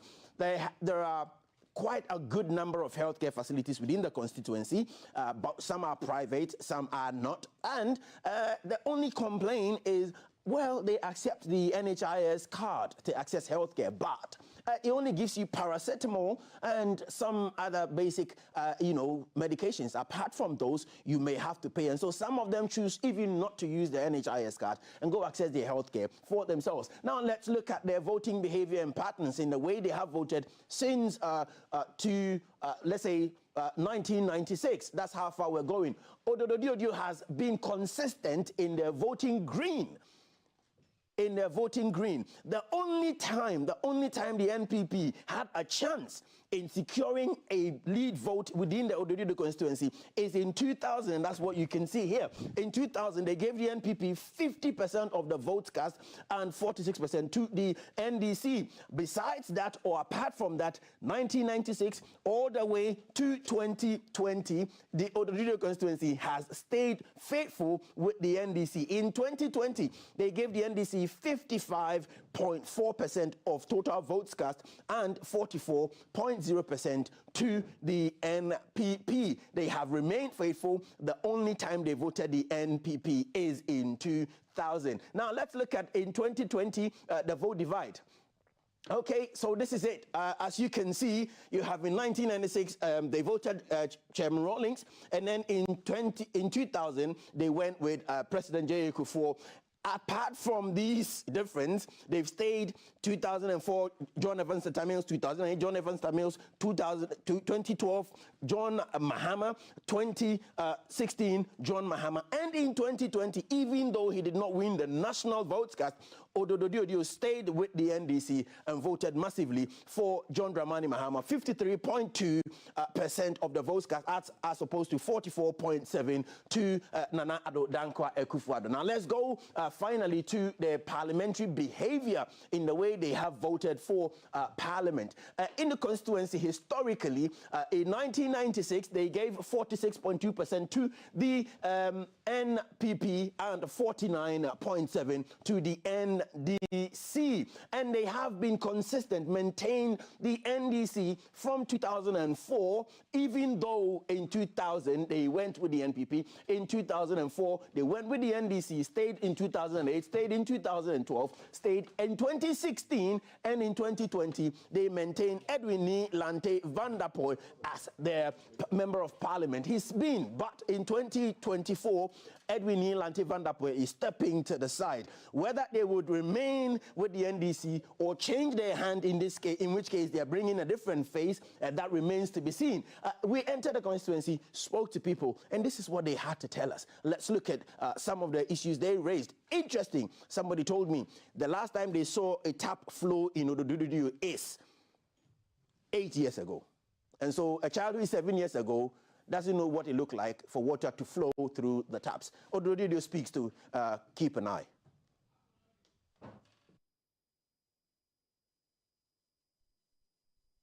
The conquer titri no chumosani. Ten ni chumoshe kama yote ya kuchonemi. Kuchonemi ya no kwale mi. Oblayin ko oblaye no chumo kokra beke ha me. Iwe ha na efe tomono ni beda ne amenye basa. Ni conquer Eke helacha mosane ke ni bi hu alo ni kase won school ke ni bete ishikama yote. School we ye odo denche ne. School ya ebo jogba.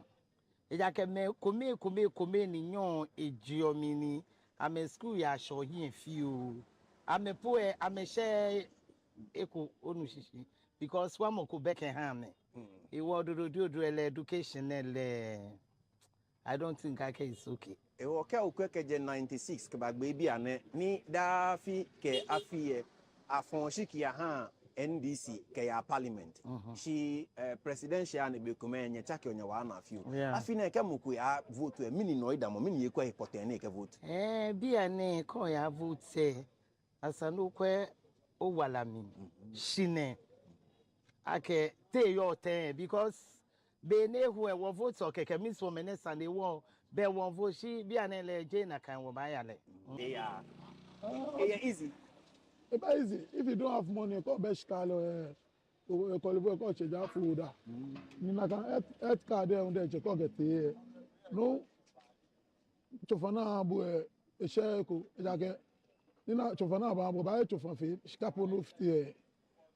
How security? Kediake Jena. Nekwe ojebi enegbe kenya tamo Jamestown ni ami oba nye no nye no shegbe ya ke mko ba fobo na ba yo phone alo no ko yo na bi anto na kan ni o you ten wo bi e what stop fe no wa ni na kan ni aba no age bi e ka o fe na kan wo mo bopu e wo aba gbegu ora ni etke ni wo fi o won ni no sometimes ka mi akol mo sumo man yin mi le che shika wani bubu a emranti a te se won dodo sen na ya adwuma dodo sen na nya adwuma bimi ne me no me wona de me nkrofo nkwa na enya free ku ba kwa ye wa ha nti ufiri se ye ba bi free ya ba ha ne ye adwuma na obi o te constituency aso wonya adwuma no tumi ne ana me dwene ho amente ase because we free far away ana ya ba enkra kro mate ye be pa adwuma mfa so ye ba ye adwuma ye nkura nkete bi kura ba ha no ma even oni adwuma kro so a ade be sanu wonya ne sika akra kuturu botom nti anu ntimi mfa ho nkoto se aban no emma wo enya adwuma na se bibi ete saa wa sorry fa ho se wo ya adwuma benya adwuma.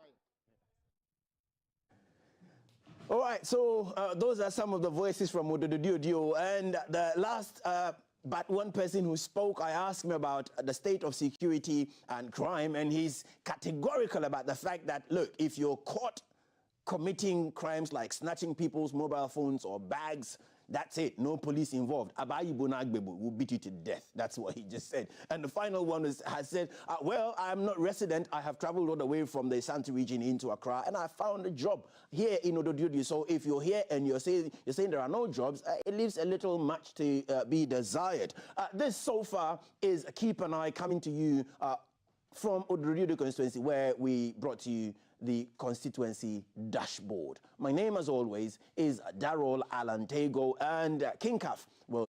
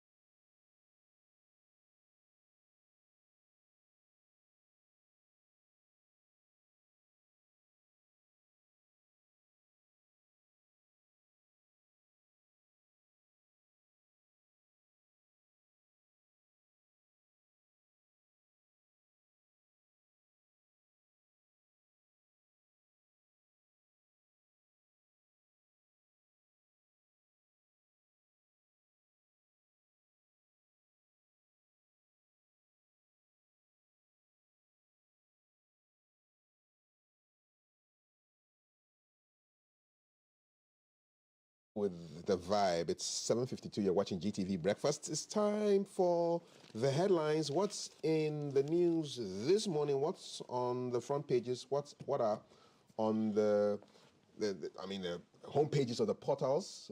We'll flip quickly through and then we'll let you know exactly who my guests are this morning. Well, in my hands, I have the Daily Graphic Stock Exchange to support graphic listing. It says Abena Amwa, who is the managing director of the Ghana Stock Exchange. Stop attacks on courts, says Supreme Court nominee. And ATUC lecture series, let's teach students technical skills, home sense, says Dr. Ajenim. That's your Daily Graphic. Ghanaian Times, food shortages loom as lack of rains affect crop production, leaves farmers distraught. Drama at Appointments Committee sitting as legal gymnastics delay vetting for 2 hours. And NMC inaugurates 10-member board for GBC. Daily Statesman, bold vision for Ghana's future. MPP to launch manifesto on Sunday. MDC launched their youth manifesto a couple of days back. And yesterday, the Movement for Change had a media engagement with press people talking about the Great Transformational Plan. We have representatives from these three parties here with us. Courage Nobi is Deputy Director for Policy for the Movement for Change. Awal Mohammed is a member of the National Communications Team for the MPP. And Sam Jerome is Regional Communications Officer for Western North and National Communication Team member for the NDC. Gentlemen, good morning. Welcome to the show. Good morning. Good to have you here. I'm going to start with Courage because yesterday your presidential candidate, Mr. Alan Chumating, had an engagement with the media talking about the Great Transformational Plan. For those who didn't get to see it on Facebook or get to be there, what is your 2-minute summary of what he wanted to communicate? Thank you very much, and good morning to viewers and to your good self. I see that the beard is coming back. It's coming. It goes fast. Yes. And to my good brothers in this struggle of trying to see to the development of this country, which is all we want. But I think the instructive thing about the Movement for Change and Alan Chumating is the focus on policy, because he holds the view that policy is the most powerful tool that any government has. So that when you have policy failure, when you have the wrong policies, you create unnecessary hardship for the citizens. To that end, put together this plan. And the reason why it's a plan and not just a manifesto, because there's a difference. A manifesto is just a compilation of promises, but a plan is a deliberately pieced together solutions for the comprehensive development of the country. And that was what he took us through yesterday and then gave the media the opportunity to go through. Key amongst them is the need to review our constitution. The key to do that, because if you check the 1988 commission that was formed, leading to the 1992 constitution, it had two objectives.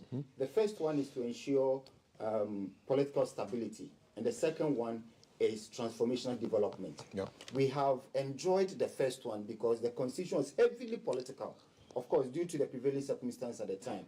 So a lot of political trade-offs were made to ensure the continuity of our democracy.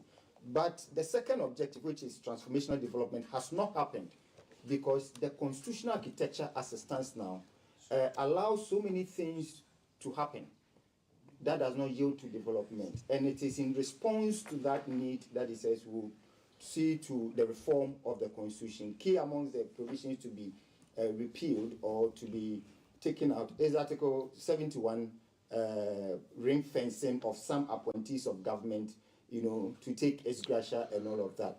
He's saying that let's open it up. If you have a Fair Wages and Salaries Commission, if what they are doing is indeed fair, it should include all those officers. So that is one key thing. He spoke about Article 78 as well. That also need to undergo reform, and many others. I mean, this is what the movement thinks. But I'm sure once the process begins, Ghanaians will have the opportunity to contribute to other aspects that also needs review. But another key thing is about our resource management. He says it does not make sense that we continue to allow the extractive companies to export or most of what we extract, because the jobs are created when you add value. So all mining and extractive contracts will be reviewed to the effect that 60% of its output we have to have value addition in this country, so that our young people can have jobs. But when they have jobs, that is not the end, because when they have jobs, then they can pay direct taxes. To that end, Alan Martin is promising that the unnecessary nuisance indirect taxes, like sanitation tax, fumigation tax, e-levy, and all of those ones will be scrapped off. Okay. So once that is scrapped off, then the young person now has some disposable income. Then he says the most critical thing for every young person is to have affordable housing. So can we empower private sector to do mortgage financing so that my brother Awa here, who obviously will be around for at least the next 30 years that he will be around, can go into a mortgage arrangement for long term to begin to own a home, for decent living. So if you check the Great Transformational Plan, it's a well-integrated plan that looks at the individual and every aspect of the individual to ensure that they will be able to benefit effectively from the government that they put into office. Okay. Clearly, the point is made. Neither the NPP or the NDC has proven to know how to do it. Alan knows how to do it. He has the credibility to do it. Thank you so much, Courage. I'll come to you shortly, Awa, but because the NDC launched a youth manifesto, and you are about to launch your manifesto, let me deal with what has happened already. So 2 days ago, the youth manifesto was launched. Give us highlights for somebody who wasn't there, who just touched down into Ghana and wants to know what's happening on the political front. Kavi, good morning. Let me also use this opportunity to greet the people of the Republic, particularly His Excellency John Dramani Mahama, who will be the next president of the Republic come January 2025. Does he watch our show? Sure, he does. Okay, all right. He does, and he watches you a lot. Okay. And also special greetings to the people of the Western North region. Kafi, as you rightly said, last 2 days we had the opportunity to launch our youth manifesto. I think it is a novelty because it does not happen. It does not happen in our country before. So oftentimes the convention has been that a political party wishing to win an election will put up a manifesto, and it includes everything that that political party seeks to do. But this time around, the NDC saw the need for us to separately do that one for the youth. Because when you look at the population of the Republic, I think we are largely constituted by the youth, or the youth really has, a greater percentage in terms of that. So it is only fair and imperative, as it were, for us to really do that. Now, we have a number of issues being confronted with by the youth. On top of these issues are on top of these issues are employment and also education. So I was extremely elated when the president indeed touched on education as well as employment.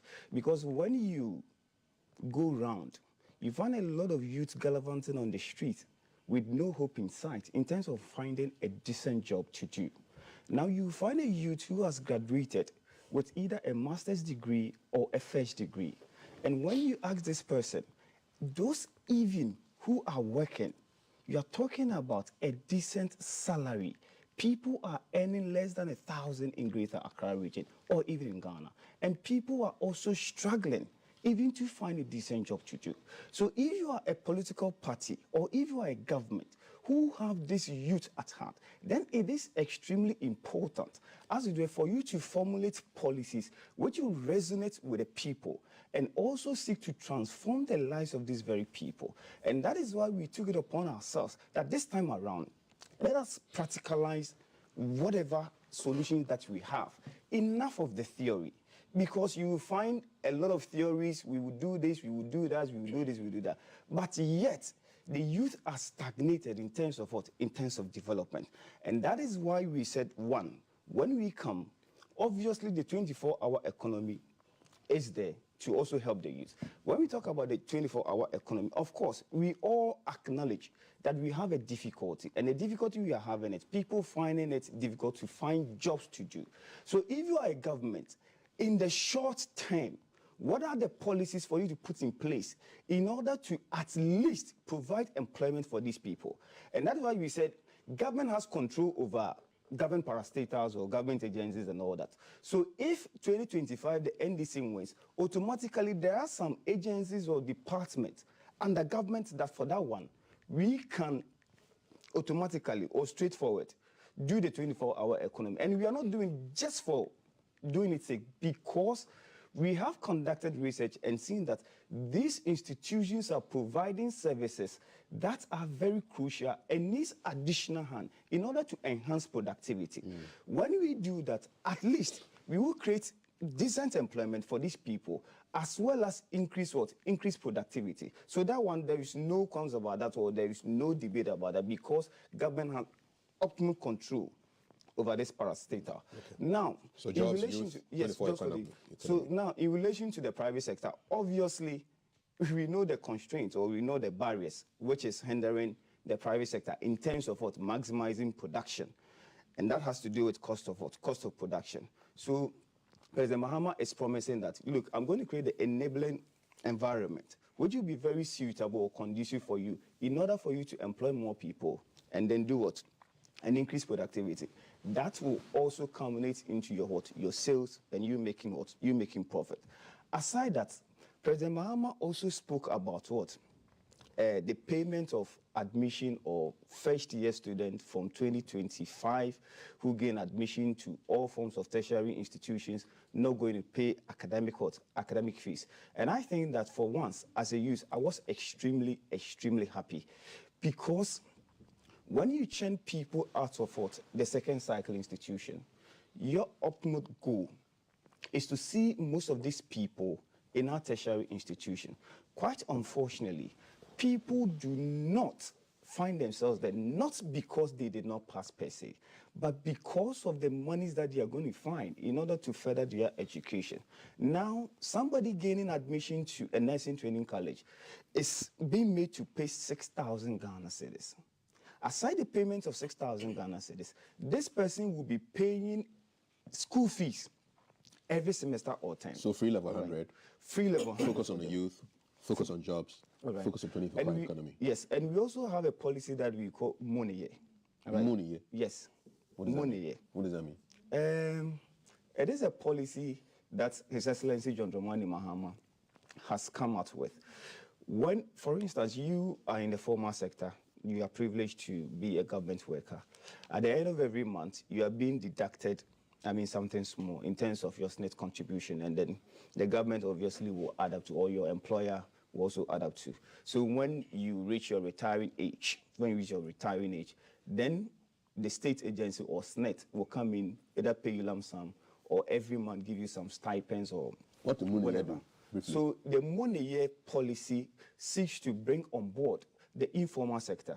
Those people who are drivers, who are not formally getting any deductions or any contribution or what have you, the welder, the mechanic. Who deduct the money and send it where? So it is a policy that we are going to introduce. So government through an insurance policy, we are going to do it in collaboration with an insurance policy, whereby we will bring these registered members on board and have a roundtable discussion that, yes, this is happening in the formal sector, whereby at the end of every month, there is a law that perhaps you pay 5.5%, your employer has about 13.5%, and then government will also add whatever that you want to add.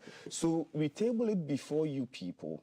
Now, what the agreement will be, then obviously, the states also will come in. So it's just to wrap it up, because I need to bring it to our world. Yeah. It's a kind of like a deduction scheme, but for informal people. Yes, for informal people. Awesome. Whereby they will also get some cushioning when they reach the retiring. Okay, and so I think that it is a brilliant policy, which is also going to help the informal sector. Because I don't expect you to say anything else. You will of course say it's brilliant because it's coming from your camp right now. No, not because it's coming from my camp. Because anybody at all can find him or herself at the informal sector. All right, Sam. And these people are dominating in terms of No, I get you. So Sam, certainly we need to be very particular about these people and also give them that opportunity. All right, that's Sam Jerome, Regional Communications Officer, Western North, and National Communication Team Member for the NDC. So, Awal, you've been listening to them. So, NDC launched a Youth Manifesto yesterday. Mr. Shabating also had an engagement with the press about his great transformational plan and his plan to become the first independent presidential president of Ghana. Looking ahead to Sunday, you are launching your party manifesto, is that correct? Sure. Yeah, and today actually is the 16th anniversary of the announcing of Dr. Bawumia as presidential candidate in 2008. Yes. 14th August. Yes. So it's quite a a good day for you to be happy. Tell us what to look forward to on Sunday. Thank you so much, and good morning to our cherished viewers and my brothers, and thank you so much for the opportunity. Dr. Bawumia is obviously has ended his 5 Northern Regions campaign, and he started with the Eastern Region, but he has stopped just waiting to really launch the manifesto on Sunday. So it's a pause. So yes, there is a pause to the campaign, and even though the vice presidential candidate Naputu was in some parts of the central region, he went to Ashanti region to launch the operating 85% of the votes in Ashanti region. And Hajia Samira Bawumia too started with Uti region. She went Western North. She's now in the Western region. As for her, she's still campaigning in the Western region. So this morning she'll still be on the grounds campaigning and talking to people to see the need to vote for Dr. Bawumia. If you check our manifesto, we for the last 3 or 4 elections, we are the first to launch our manifesto. If you check in 2016, we launched our manifesto first. In 2020, we launched it first, and now we are still launching it. I am surprised that a political party that has been in opposition for 8 years, 115 or so days to elections, they are yet to even launch a manifesto. It means they are waiting for us to launch our manifesto. The manifesto was launched on Saturday, on Tuesday, on Monday. It was the youth manifesto. Is that the manifesto that they are going to the elections with? No. But it's part of the manifesto. That's not the manifesto. They are saying that this is only the youth manifesto. They're focusing on the youth. Yes. Okay, so that's the manifesto. Are you not focusing on the youth? Is that your manifesto? No, it's a youth manifesto. Yes, I'm saying that we are launching the whole manifesto, which we have been doing it over time. For the last 3-4 elections, they wait until we do it before they do theirs. Movement for Change has a plan, not even a manifesto. What do you respond to that? Well, for Movement for Change, they are just a conglomeration of people coming together just to think that they will be able to make an impact. You dismiss that? I don't see Movement for Change making even 1% of the votes. I don't see that. I don't see where they will get the votes from. I don't know. I don't know where they will get, because every political party have base. I just mentioned that in the Ashanti region, we're looking for 85% of the votes there. That's our base. Yesterday, I listened to Mr. Chomete very carefully. He says, if the MPP thinks that they have, he said he doesn't think MPP has even more than 1 million committed card-bearing members. So the 4.5 or 4.6 that you talk about is just a hoax. He doesn't believe that you have more than 1 million people. So card-bearing members are different from sympathizers. There are people who are diehards, but they don't even have cards. That's a fact. Sympathies. You understand? So there are people who love the party who are diehard. There are even people who are officers of the party who don't have cards. Yes, both political parties. You understand? So for you to say that you don't have committed 1 million votes, what has he done within the political party MPP during our campaigns? He has never voted in Ashanti region before. Not even campaigned once for him to say that Alan Tramantin going to Ashanti region to campaign on his own. He only followed Akufo-Addo to campaigns in Ashanti region from 2008 up to today. He has never, on his own way, go to Ashanti region to say, this is my backyard, I'm going to campaign and so on. So I'm not focusing on him. What we're looking for is that we're looking at Sunday launching our full manifesto, touching on every sector of the economy, touching on the economy, health, education, energy, and all aspects of our economy. And again, what I believe is that all the things that you heard in UPSA, the 70-point agenda by Dr. Bawumia, and told the people of this country for us to at least mull over. Then he set up a campaign, a manifesto committee. The manifesto committee has put together a very good work, and they have presented it, and he's now trying to peruse through. That's the reason the campaign is now on hold, so that he can peruse through. After perusal, then the printing will be done. By Sunday, everything will Is the manifesto ready, though? Yes, it's ready. It's ready. It's ready. Can you give us some sneak peek highlights? That's what I'm saying, that whatever you have seen in the 70-point agenda by 1 million, training 1 million Ghanaians, making sure that at least we have 100% coverage of internet in this country before we will be able to really train 1 million Ghanaians in software development. That's the youth. Again, we'll look at, on energy, we'll look at having to add 2,000 megawatts of solar and wind energy.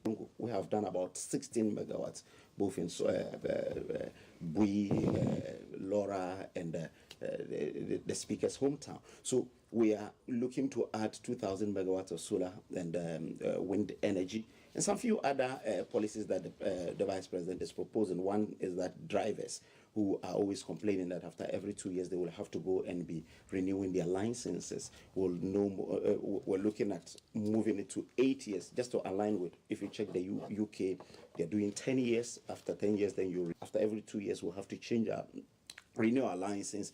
The Vice President is looking at least moving it to 8 to 10 years, so that at least there will be some stability. So these are the policies that we are looking at coming into and some few other things, especially in terms of infrastructure, continuing with our Agenda 111 projects that we have started already, and some few other infrastructure projects that we have started. Okay, gentlemen, I'm glad I've heard your initial comments. From what I hear, what I distill from all of you, all your presidential candidates are really interested in jobs for the youth. Is that correct? Yeah. I want to hear, just imagine you're speaking to the people of Ghana. Tell us what your plan is to create jobs for the young people, starting with Movement for Change. Awesome. You know, the overarching promise of the Movement for Change is to create an enterprise economy. So at the end of the day, private sector must thrive so that people will get access to jobs. To create that, key focus for the Movement for Change is agriculture and industrialization. And these two are connected. So the first one is the National Agricultural Revolution. To that end, Alan Martin says that, you know what, we need our young people to be able to participate in large-scale commercial agriculture and not this peasant farming. How do you do that? One, land tenure system is a problem. So the government will go ahead and acquire large tracts of land. When that has been done, all other supporting services, tractor services, agronomic services, extension office services, and that will be done. This land will be packaged into what we call lots or slots. So that when that has been done, we will now have what we call the agro park. At that agro park, we support young people to form cooperatives. So the three of us here, sitting here right now, can form a cooperative. And then the government will give us all the needed input to farm, let's say, 1,000 or 500,000 or 500 hectares of, say, a produce like onion. When that is being done, and we go through the cycle,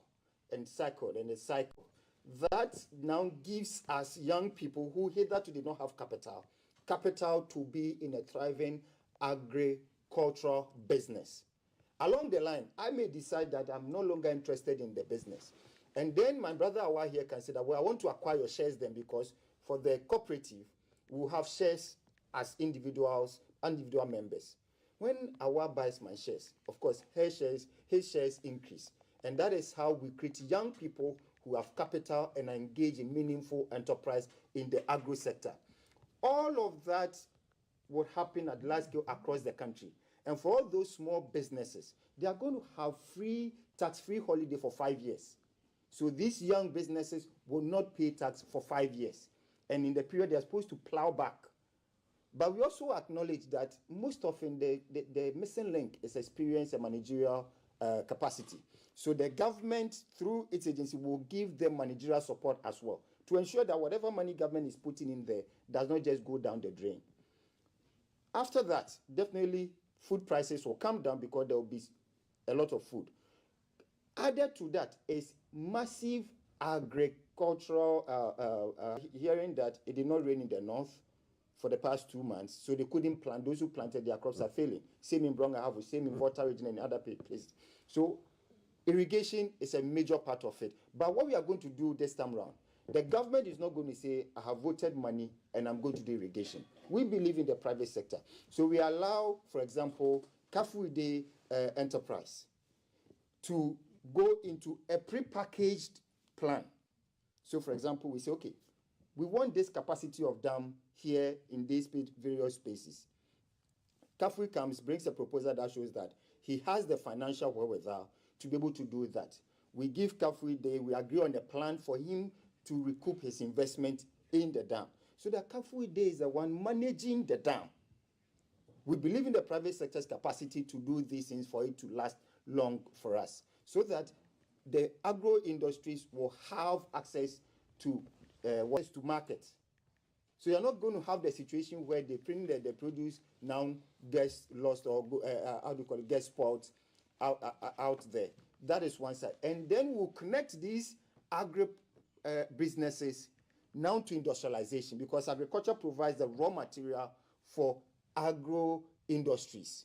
So across the country, again, private sector led. So the public sector enterprise economy, creating jobs at industry level, and you are creating jobs at the service level, because all of these structural companies and all of that are service companies. All right. Then young people would have millions of jobs at their disposal to be able to make decent income, to inform decent living. This is what Alan Kyerematen promises. Okay. And the reason why you can trust him is that he knows how to do it. He's done it before. We have car manufacturing companies, our engineers now get a job when they complete school. We have one district, one factory spread across the country. As at the time he resigned, we have about 294 projects. He had kick-started 124 of which were complete, which had created 160,000 jobs. Okay. So he knows that we continue to pile up debt.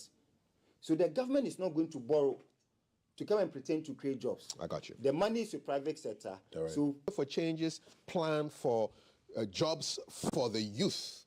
What is the NDC promising as far as jobs for the youth? At heart. And that is why today we have a program by this government, that is the NIP. NIP was started by President Mahama under the private sector, or do their own businesses. We mentor them, and then we give them what? We give them money to start their own businesses. And what we even did was that this youth who will get opportunity to be sponsored by the state would have to make sure that they employ additional 5 people. So one person, you nurture your business and you employ additional 5 persons, so that at least we will be creating what? Employment. And that has developed into what today we call what? NIP. And that is fine. When we come, obviously, we started it, so we are going to continue. Now, we also have spoken about agribusiness, okay? Every government almost have talked about what? Agriculture. Quite unfortunately, most of our agricultural produce have been exported in its raw state without adding any value. And that really do not give us the expected revenue or monies that we require as a country. What President Mahama is saying that, yes, under the 24-hour economy program, the North region, and we were, some time ago, we were the leading region in terms of the cocoa production, but quite unfortunately, because of the ineptitude on the part of this administration, having no clue about the cocoa sector, we've had a decline, and it is affecting our income base even in the region. So President Mahama is saying that we are going to add value. We are going to attach the business aspect of agriculture so that our farmers are not going to only large quantities in order to generate what? To generate revenue. So for instance, when you come to my region, the Western North region, cocoa, what are we going to do in order to ensure that at least we attain the height or the feat that we were, so it will be of benefit to what? In order for them to venture into. So if somebody even has the desire to go into agriculture, we assume that it is an occupation or an employment style beautifully done so that it will at least motivate the youth. One, we are going to have what we call tax incentives for these people. It is expensive doing agriculture today. My brother is into agriculture, the Honorable Kwabena Mintah Akando, and if he tells you the kind of expenditure he is having in order for him to do what he is doing, then it really would be not a motivating venture for you to go into. Because imagine you importing tractors, then it really wouldn't motivate you. So we are going to have a tax incentive relating to agriculture, so it will entice this youth. Apart from that, we're going to make sure that every youth who established was to give assistance to people who really want to venture into agriculture. So we are going to start from ADB and make entities and packages to, especially these young people who will be venturing into agriculture. We will be giving them startup kits or money, because somebody wants to go into agriculture. The person is not having any financial muscles even to go into. So how would that person be enticed to go in there? People who are youth and also want to go into business. Because if you are into business, certainly you are going to pay taxes to the government. So if you implement or give someone to, and we are going to repeat it again, if you give some tax holiday to these people, that maybe the first 2, 3, 4, 5 years of your business, you're not going to pay tax, then these people are going to retain these monies in terms of what, starting the business. And these are the period of years whereby you can even have your business folding up. Okay. So it is important for us that all the young men or giving them tax incentives to also motivate them. Okay. We've also spoken about the 1 million coders program, which today AWA is trumpeting or talking about as if it is a policy they have impregnated all this while. No, it is the NDC. You impregnate policies? Oh, yeah. I mean, what AWA today is talking about is what the 1 million young guys that they really want to train in terms of the ICT. Right. When you go to our 2020 manifesto, we had a 1 million coders program. Okay. All right, in there where we are going to give training. So this will be actualized should you win? It will. In fact, it will have been actualized in 2020 and also give them what? The needed resources in order for them to what? Order for them to establish them. And also talk about... I want to bring it out now. Yes, I'm bringing it out. And also, 30 seconds. We also spoke about the 3 billion jobs. Okay. So when you do that, we are going to have expansion in the economy, which obviously is going to do what? It's going to create jobs. Accurate. Thank you, Pa, and I think you've used your time. Unlike what we are experiencing today, jobs for the youth. Movement for Change have told us what they plan to do. NDC has also told us what is the MPP's technology and ICT. So definitely that is one of the reasons why Dr. Bawumia has said that when we come, the first 1 year, we'll make sure that at least we'll get 100% coverage of internet across the country, so that we can lay the foundation for us to train 1 million youth in skills training and software development across the country. So 1 million youth within the next 4 years, if we are voted into government, we should be able to do that. Secondly is that we will focus more on apprenticeship training. Dr. Bawumia has started the piloting with a KAI in Medina and in Ashama, which they are currently there and they are being trained there. Again, the Youth Employment Agency has also started with 10,200 youth in 10 trade areas on the 27th of this month in Techimai, in the Bono East region. Dr. Bawumia will be there to really the passing out of the 10,200 youth across the country on skills training. So we'll scale it up. This is, I'll ask you, well, you're in government, so what are you doing today? That is the reason I'm telling you that we started with a pilot with a Medina own and the youth across the country. What we do with that is that then we give them stipends. Government paying the masters? Yes, we will pay the masters. We have even done that. We pay the masters, and for instance, if it is carpentry, we pay the master. We give the person stipends every month of 500 cedis, which we have been doing. And after that, we set the person up with all the recruitment the person needs. So on the 27th of this month, we'll invite GTV to come and cover. In Techimai, Dr. Bawumia will go and launch it and tell us what he will be able to do with that, getting over 100,000 every year. Use technology-driven agriculture inputs to be able to make sure that Ghana becomes the food basket. We have started the piloting with the Youth Employment Agency. There is a place called Branham in Wenchi, where we are sending 100 youth to 1,000 acres of land. And there is another in Kumau, which we are doing the piloting with the youth.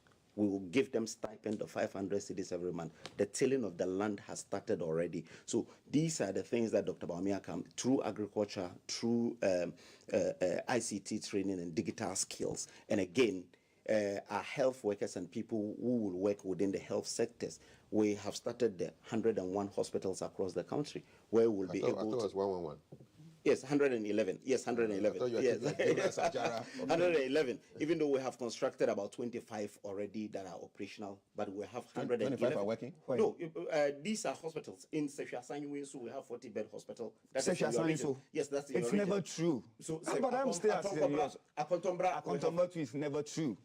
So yes, I will tell you. I'll give you details of it. I can give you the pictures of the pictures. project. I live there, so I know. But this is not a project you people. It is never true. Charlie, this thing escalated so quickly. What happened? Why you guys were I'm surprised. No, but you guys were just about the project. Don't So I deliberately mentioned your region because I know we have two in your region. Because these are projects that was completed in 2023. We started in 2019. Go and check the State of the Nation's address by the president when he mentioned 12 hospitals that will be constructed. We're talking about youth jobs, or youth jobs. Yes, I'm saying the youth who will complete the nursing training college, where will they work? Okay. The youth that will complete the nursing training college. My voice is very soft. I don't know where you guys are going up. I'm saying that.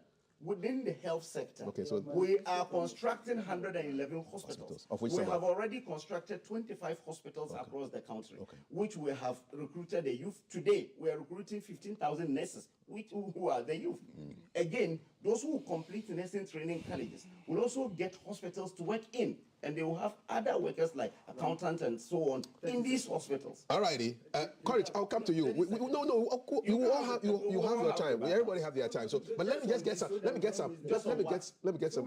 What is it? You don't have anything to say. They started yes, and now it is YEA and No, it is NIP. NIP, yes. He told us money that was voted in. He did not tell us what impact he made. He is the current president. And I want to, so the point is that anytime you talk about things, they talk about money they've thrown at it without telling us what it achieved. And I was wondering if they could add that if it achieved anything. Yeah, I can do that. And now he has over 200 branches across the country. NEIP supported him through John Kuma when he was NEIP boss.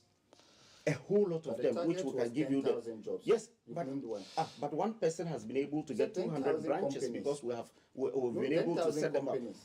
I can give you a litany of companies, but I've given you one. Okay.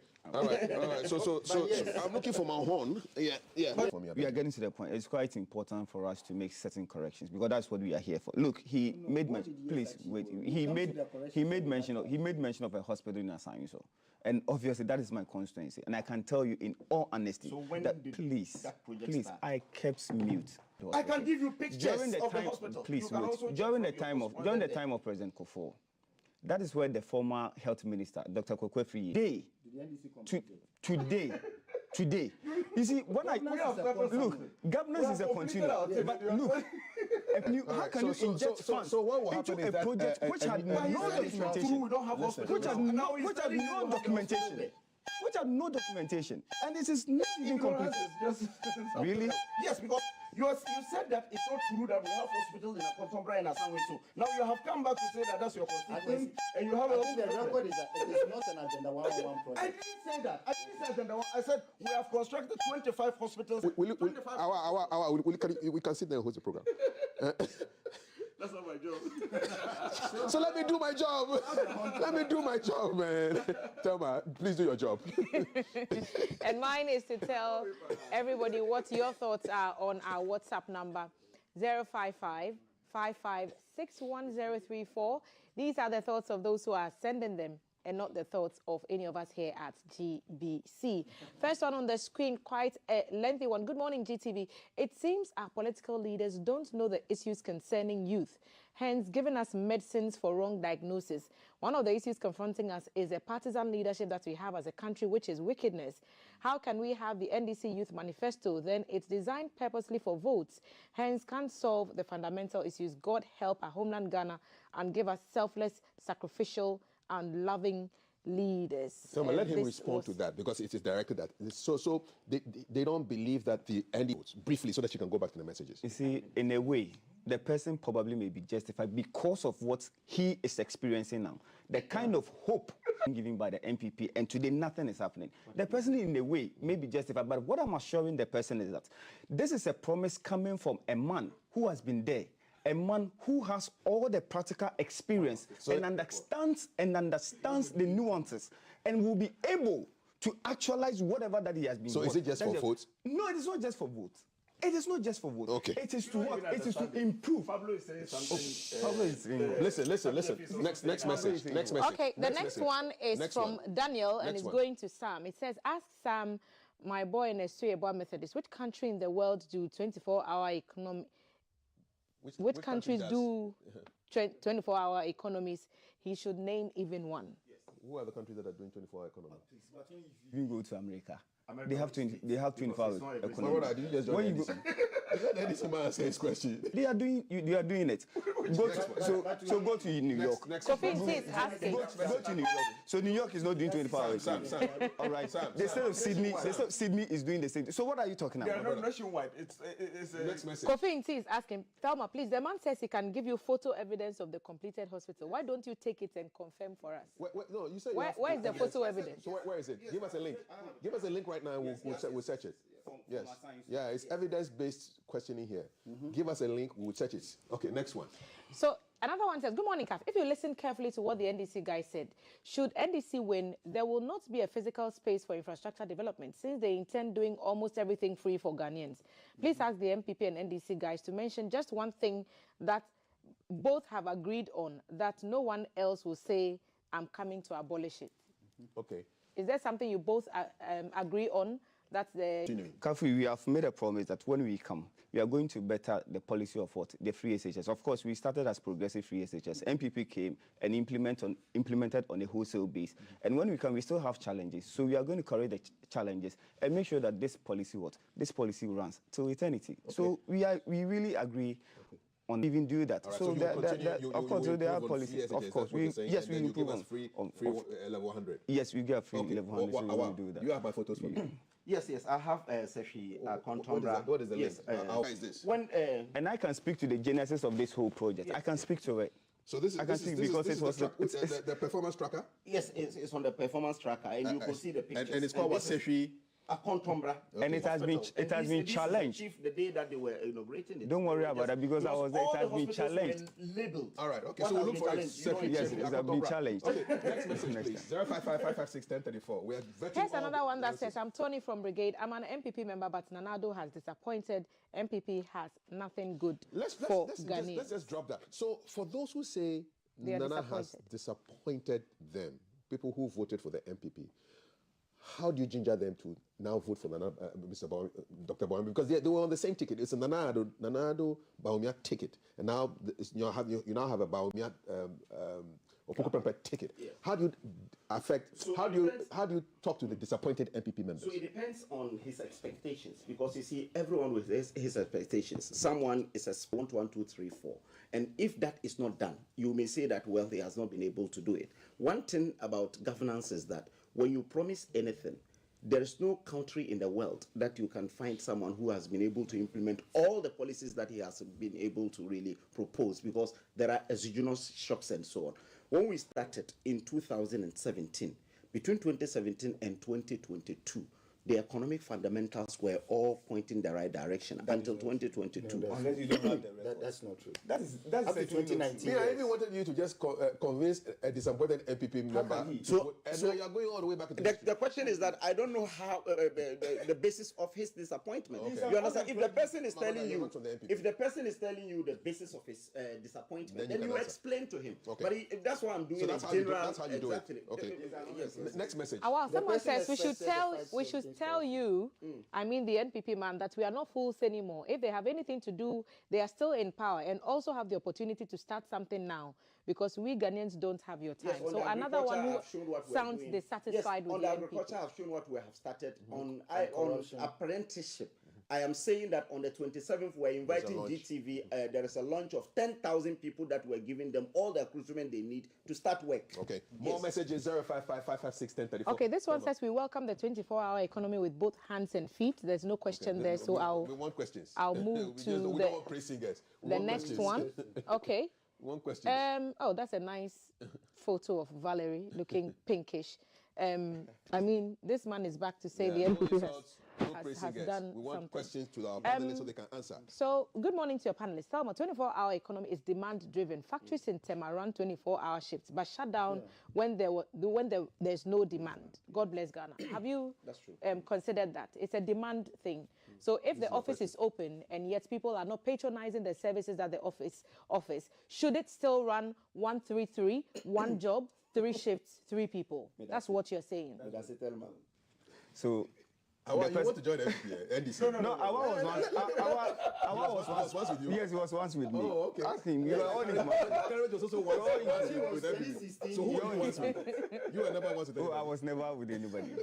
Answer the question. Kafi, when you listen to President Mahama and the policy of the 24-hour economy, we are saying that it is a deliberate what? A deliberate policy. Okay. All right. But they say there's no demand. No, are you wait. Not shutting down? So if there are no demands, what do? When you come to Ghana here, we have a lot of what demand, but we are unable to meet our expectations of the demand.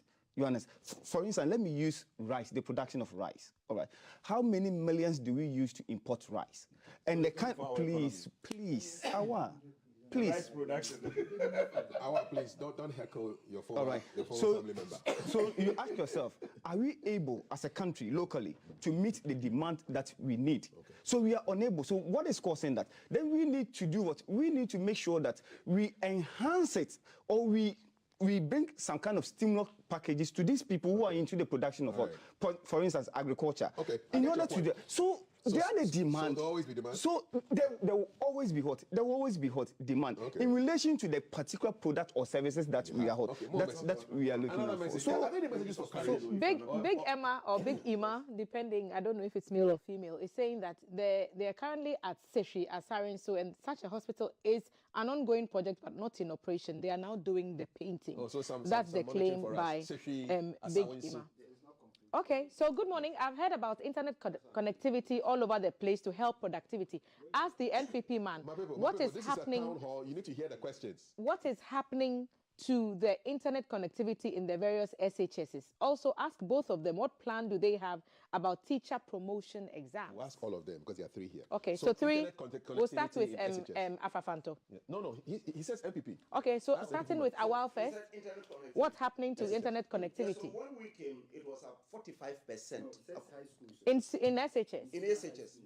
Yes, what I'm saying is that it was 45% coverage across the country. We are now around 75%. These senior high schools are within the communities. That is the reason we're saying that when we come, the first thing we'll do is that we'll make sure that we have 100% connectivity across the country. In what so time that the frame? senior high school, within the first 1 year, because we have our training for the 1 million people in software development, because if someone is in Garu, you can move him to Bolga to do that. So you have to get exactly 100% connectivity. But this question is specifically about senior high school. Yes, so the senior high school, there is a senior high school in Garu. If the internet connectivity in that town is not good, definitely the person will not Teacher promotion exams? Yes. Teacher promotion exams, I think it is something that is routine that the Ghana Education Service does it every 2 years. So we'll still continue. We don't have any policy on that. Courage, teacher promotion exams. What's the plan for in the GTP? I think we plan to actually review our teacher education service. So we believe that teacher education is at the bedrock of quality education.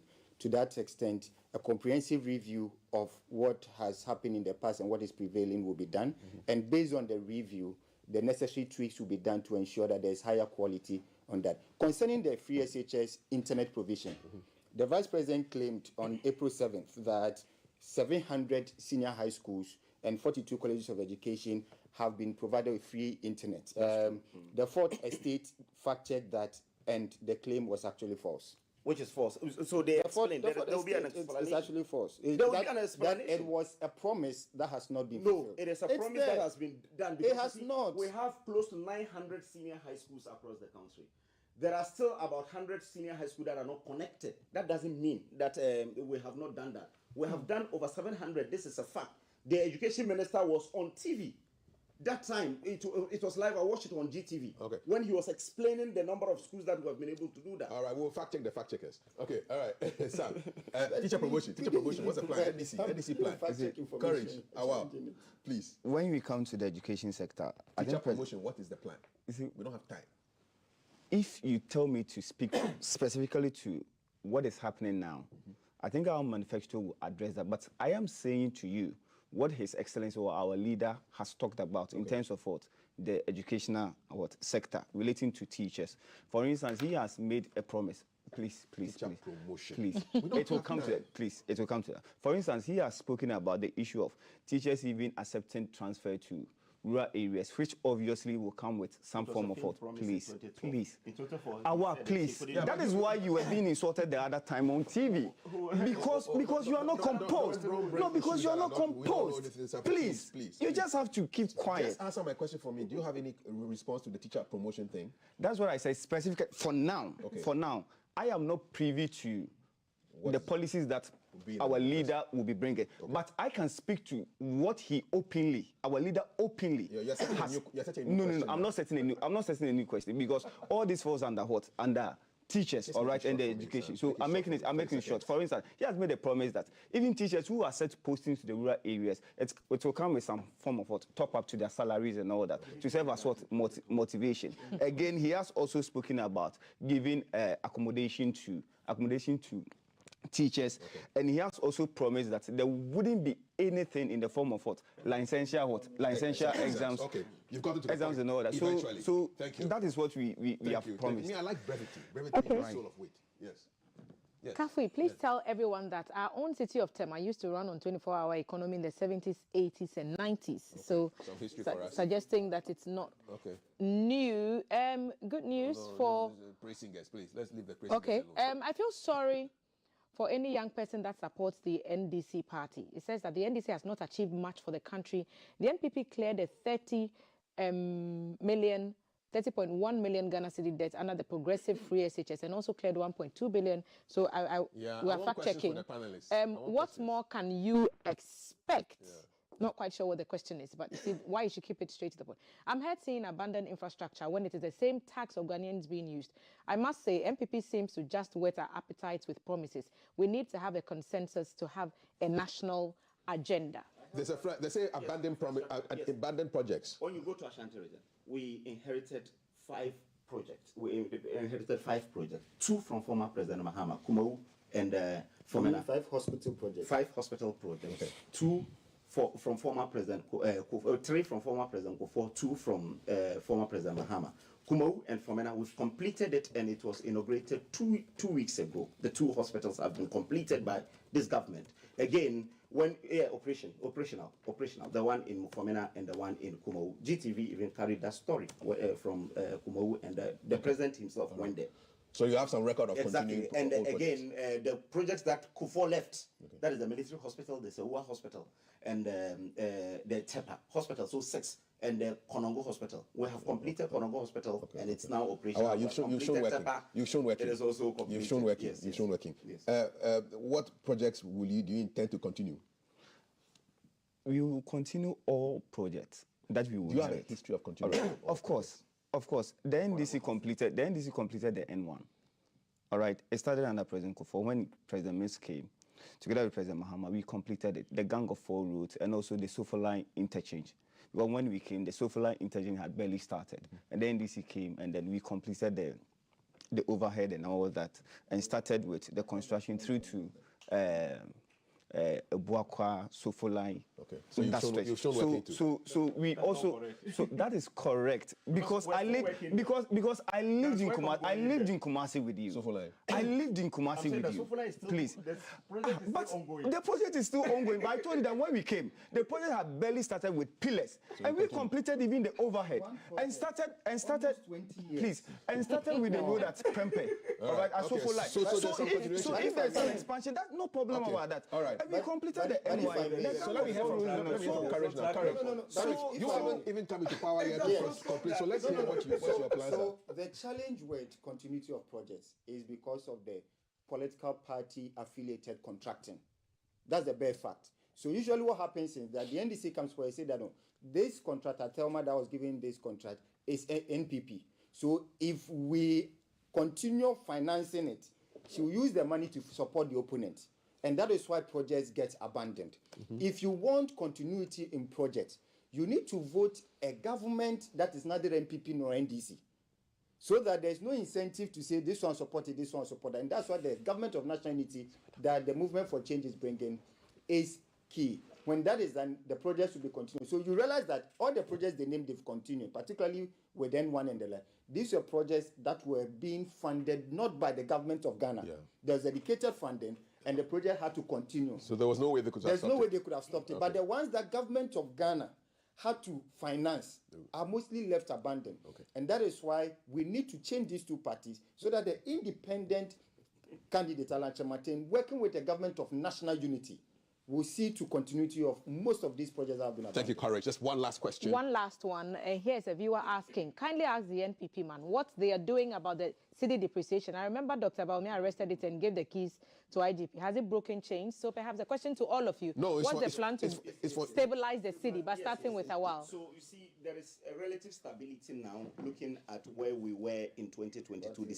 In December 2022, it was around 17 cities. What is it now? Now it's around 15 cities. So it tells you that for 2 years, in the history of this country, we've seen that there is relative stability. And yes, there is relative stability because have you heard it before that a city going to say 17? For 2 years, it has come back to around 15. Have you heard it in the history? When you inherited the reins of the administration, where was the city? It was 4.2. Where is it now? It is 15 cities. There's a big gap. Yeah, exactly. Because who caused that? The kind of economy we run. You're blaming the economy. But you're the one running it. Yes, that is the reason we're saying that. Who is in charge? We're doing one district, one factory, which Alan Kyerematen didn't do that. It was under the office of the president. Gift Wahini Kunedu was in charge of one district, one factory. This is a fact. No, we're talking about the It was not under Alan Kyerematen. We're talking about the city. Wahini Kunedu was in charge of one district, one factory. We're talking about the city. Where does Gifty come in? Import substitute will be able to strengthen the city. No, but you've weakened it already now from 4.2 to 15 something. Yes. Explain so it. What I'm saying is that what the businessman wants is stability. That's what the businessman wants. He wants stability so that at least if you can go and purchase today at $1. Was the city arrested a while? Yes, it was arrested. At what rate? But you see, the level of depreciation, when you check the movement, you could tell that in 2022, we had a crisis because in January 2022, it was 60 days. Yes, it was 60 days in January 2022. It was 60 days. But in 2022, there was a crisis. At a point in time in this world, you have to change more than $1 to buy, more than £1 to buy $1 in June 2022. So it was just something that came throughout the world. You're not responsible. We are responsible in a bit because I told you what happened in the world that made sure that at least the depreciation was worse, because from 4.2 to January 2022, it was 6 cities. So have you handled the city better than anybody else in this country, in the Fourth Republic? I can say that. You can? Yes, because when you check the level of depreciation. The numbers don't bear when you that check out, the percentage, they add up. From 4 to 6, from 1.2 to 4.4. And from 4.4 to 15. You check. You see that the percentage really add up. Yours is worse. That there is a slower. Yours is worse. It's not. Do that. Do the mathematics and see. I'm saying that let your producers do the mathematics. You're giving me this voodoo is maths. 300%, and this is around 200%. So is it a race to the bottom? You are comparing mediocrity? No, you don't compare, because you see, that's what I'm telling you, the nature of our economy. There's no way you can, because we do a lot of imports. That's the reason we introduced the gold for oil. But you promised to change our economy from Gadgetsburg. Yes, but that is the reason we introduced the one district, one factory. It's part of the things that we're doing. Gold for oil, it's also part of the things that we're doing. Where gold for reserve is part of the things that we're doing to strengthen the city. And we have gold for Galamsey. How about that? Exactly. So that is the reason we're saying that Galamsey is illegal in this country. And but you've passed a law to legalize it. No, we are doing community mining. LI 2462. Community mining is different from Galamsey. Galamsey is illegal. LI 2462. I'm saying that has Galamsey legalized illegal mining. Yes, because it is illegal to mine in forest. Okay, we are done. But what you have done is to pass a law that legalizes mining in forest reserves. But let's wrap up. But 30 on seconds. the 30 stability of the seconds. city, 30 seconds. this Yes. is the plan. Yes. If you open the GTP, page 17.1.4, all right? Key thing, we need to reduce our dependence on foreign currency for transactions, particularly shipping imports. So we'll partner with the price side to set up a national shipping authority, a national shipping line, so that we don't have to now spend a lot of foreign currency. Again, import substitution. We've already done it through 1D1F. But one of the things that we are going to ensure is there's policy coherence, so that when more factories for import substitution are being set up, you do not give tax holiday to to importers of finished goods, like we saw the finance ministry do, Good. which is currently responsible for the So then that's two, your CAG review plan. and strengthen legislation that permits the use of foreign currency. Okay. But again, also to enforce the law All right. on expatriation, repatriation of funds. capital. Okay. That is all. Briefly, NDC, how are you stabilizing the CD? Don't go anywhere apart from there. So go. So what I'm talking about is that, you see, all these theories that we are talking about runs through, all right? But the most important thing that we need not to lose sight of is the fact that there is no confidence by the investor community in our economy. So what really will trigger that confidence is that when we boot out these MPP people, I'm telling you automatically, there will be investor confidence. Please. There will be investor confidence. No, we are also talking about the MPP. No. To deal with the CD. I've indicated that almost all the theories that have been said here, all right? All these are theories. All these theories here, in terms of what? Reducing import, increasing export, and all that. These are known to almost everybody. Sam Jerome, Thank you Regional for being Communication with us. Officer. We've just gone by our headline segment with our guests from the political parties, talking about what the parties have to offer in various sectors of the economy. Right now, we are shifting focus to mining and the government's plans to start a state-of-the-art gold refinery. Here's a feature to tell you what that will look like.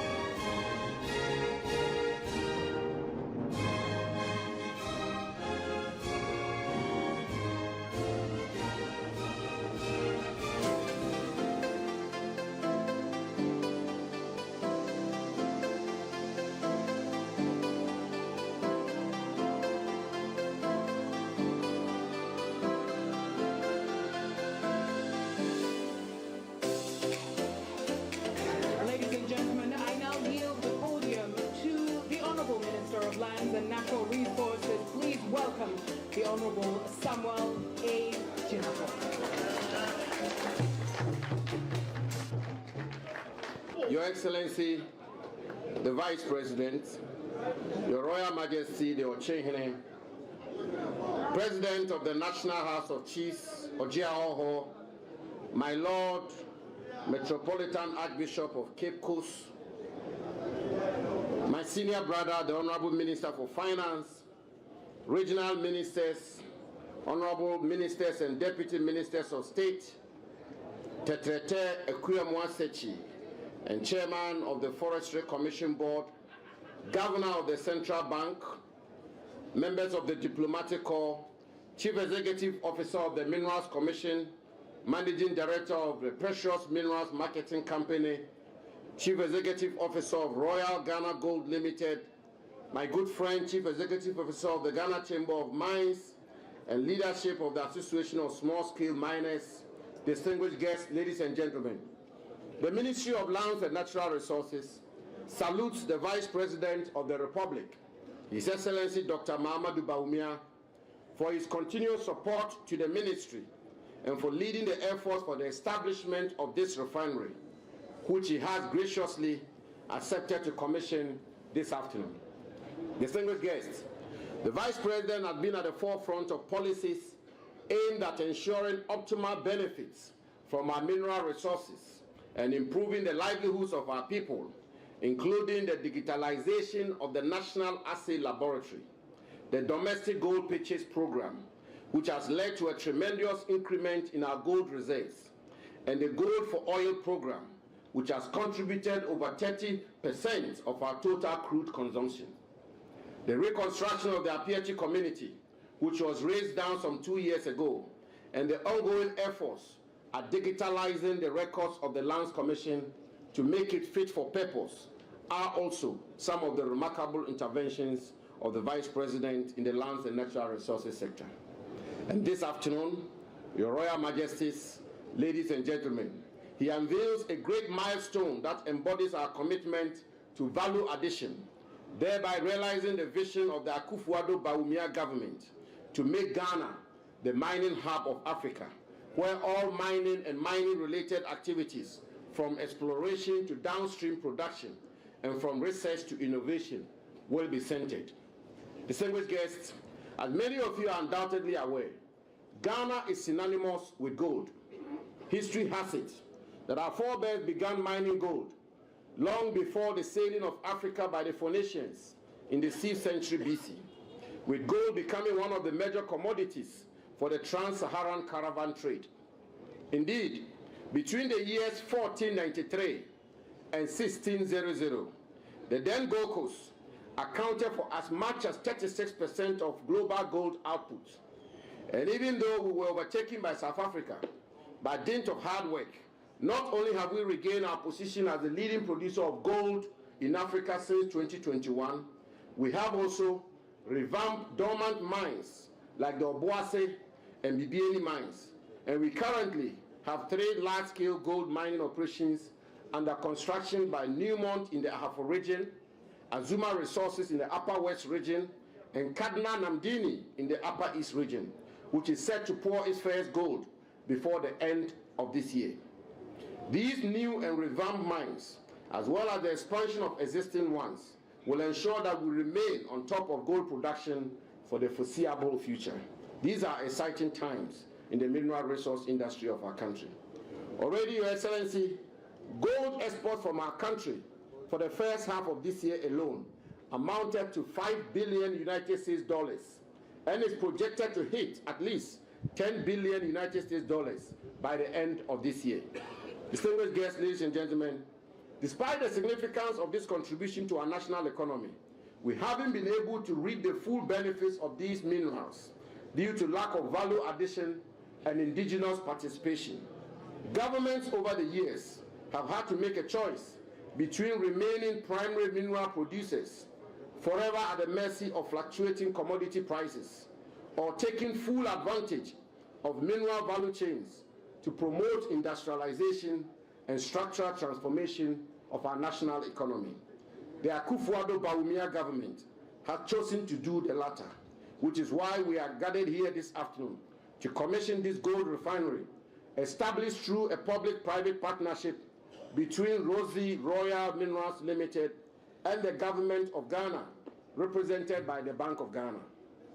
This modern and state-of-the-art refinery, with a daily capacity of 400 kilograms of gold and the ability to produce refined gold at 24 carats, 99.99% purity, marks a pivotal moment in our quest to secure a London Bullion Market Association LBMA certification to ensure we easily trade our refined gold on the international market.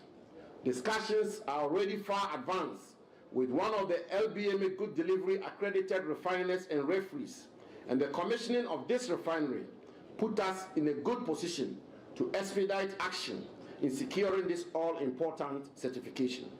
This ultimately will advance government's commitment to diversifying our economy by reducing the heavy reliance on the export of raw minerals and fostering the establishment of local industries to promote value addition, job creation, and enhance skills development for our workforce. This refinery will also contribute significantly to our local jewelry industry.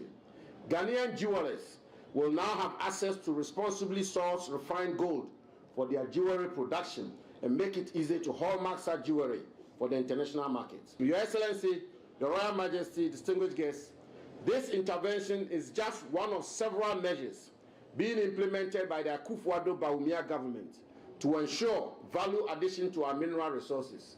And Mr. Vice President, I am happy to report that very soon, construction will commence on a $450 million United States dollars manganese refinery at Nsuta in the Western region.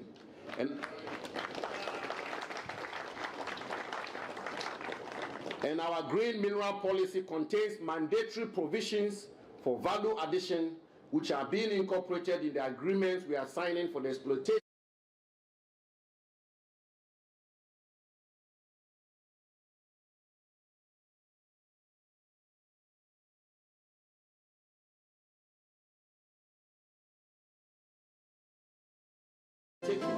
The Vice President has personally led a charge and presided over several meetings with key stakeholders to ensure that this refinery is completed and operational.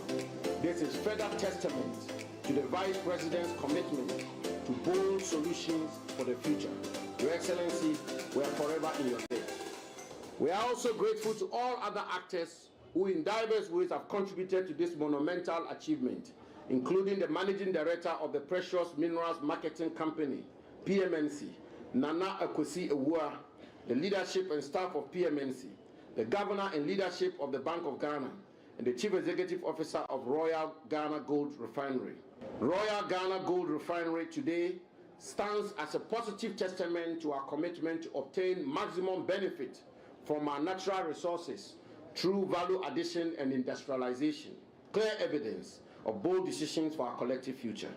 With these remarks and on this happy note, it is my absolute honor to introduce the visionary behind this project, the promoter of Ghana's digital national economy and value addition, the man with bold solutions for the future.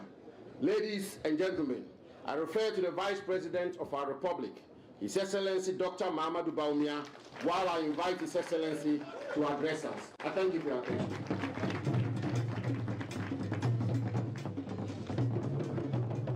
It gives me great joy to address you today on the commissioning of the Royal Ghana Gold Refinery.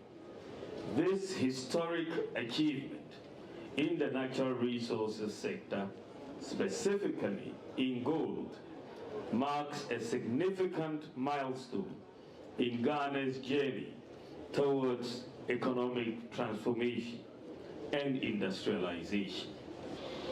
Ladies and gentlemen, with the Bank of Ghana's domestic gold purchase program, which started in 2021, and the refinery, we are positioning Ghana as the gold hub of Africa. After all, we are the largest gold producer in Africa.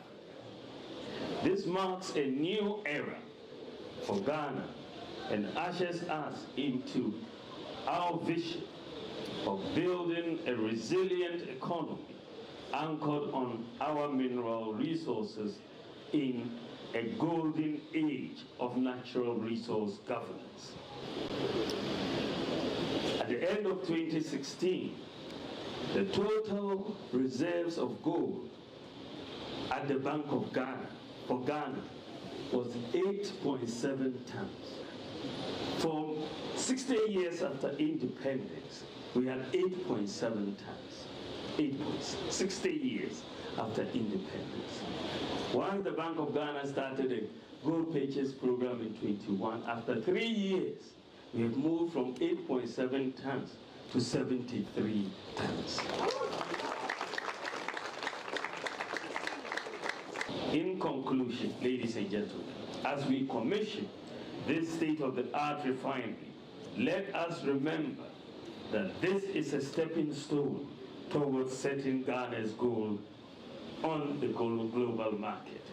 The Royal Ghana Gold Refinery symbolizes our determination to harness our mineral resources for the maximum benefit of all Ghanaians. Now, I would like at this moment to thank all the key players. The Minister for Lands and Natural Resources, who I call the bulldozer, has really been so supportive and making sure things happen. I have been very impressed with his understanding of the issues and making sure that decisions were taken on time to bring this project to fruition. Thank you very much. I would like to also thank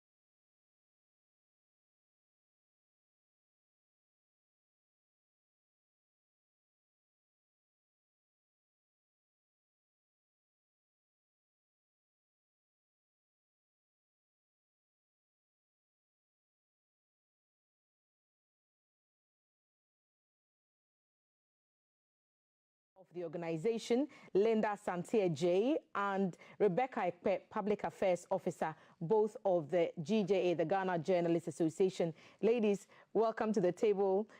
Once again, Rebecca, I hope you've had a pleasant day so far.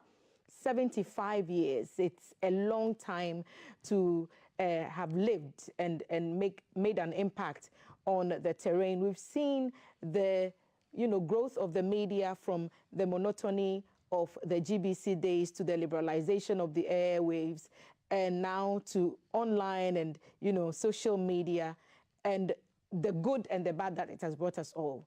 What has been the journey like for the GJA? And I'll start with what the journey is like. Perhaps I'll go to Rebecca to tell us what the new vision would be for the next few years. Madam Vice President, what has been the history there? How have you gotten this far? Okay, thank you very much. So GJA was born on the 15th of August, 1949. And it was spearheaded by, I will call them our forefathers, TBOT and the rest. During the colonial days, we all knew how it was difficult for journalists to even speak. And you rightly talked about the struggle, giving birth to GBC and the others. So they fought using communication as the weapon, journalism as the weapon, to make sure that they give freedom to every single Ghanaian.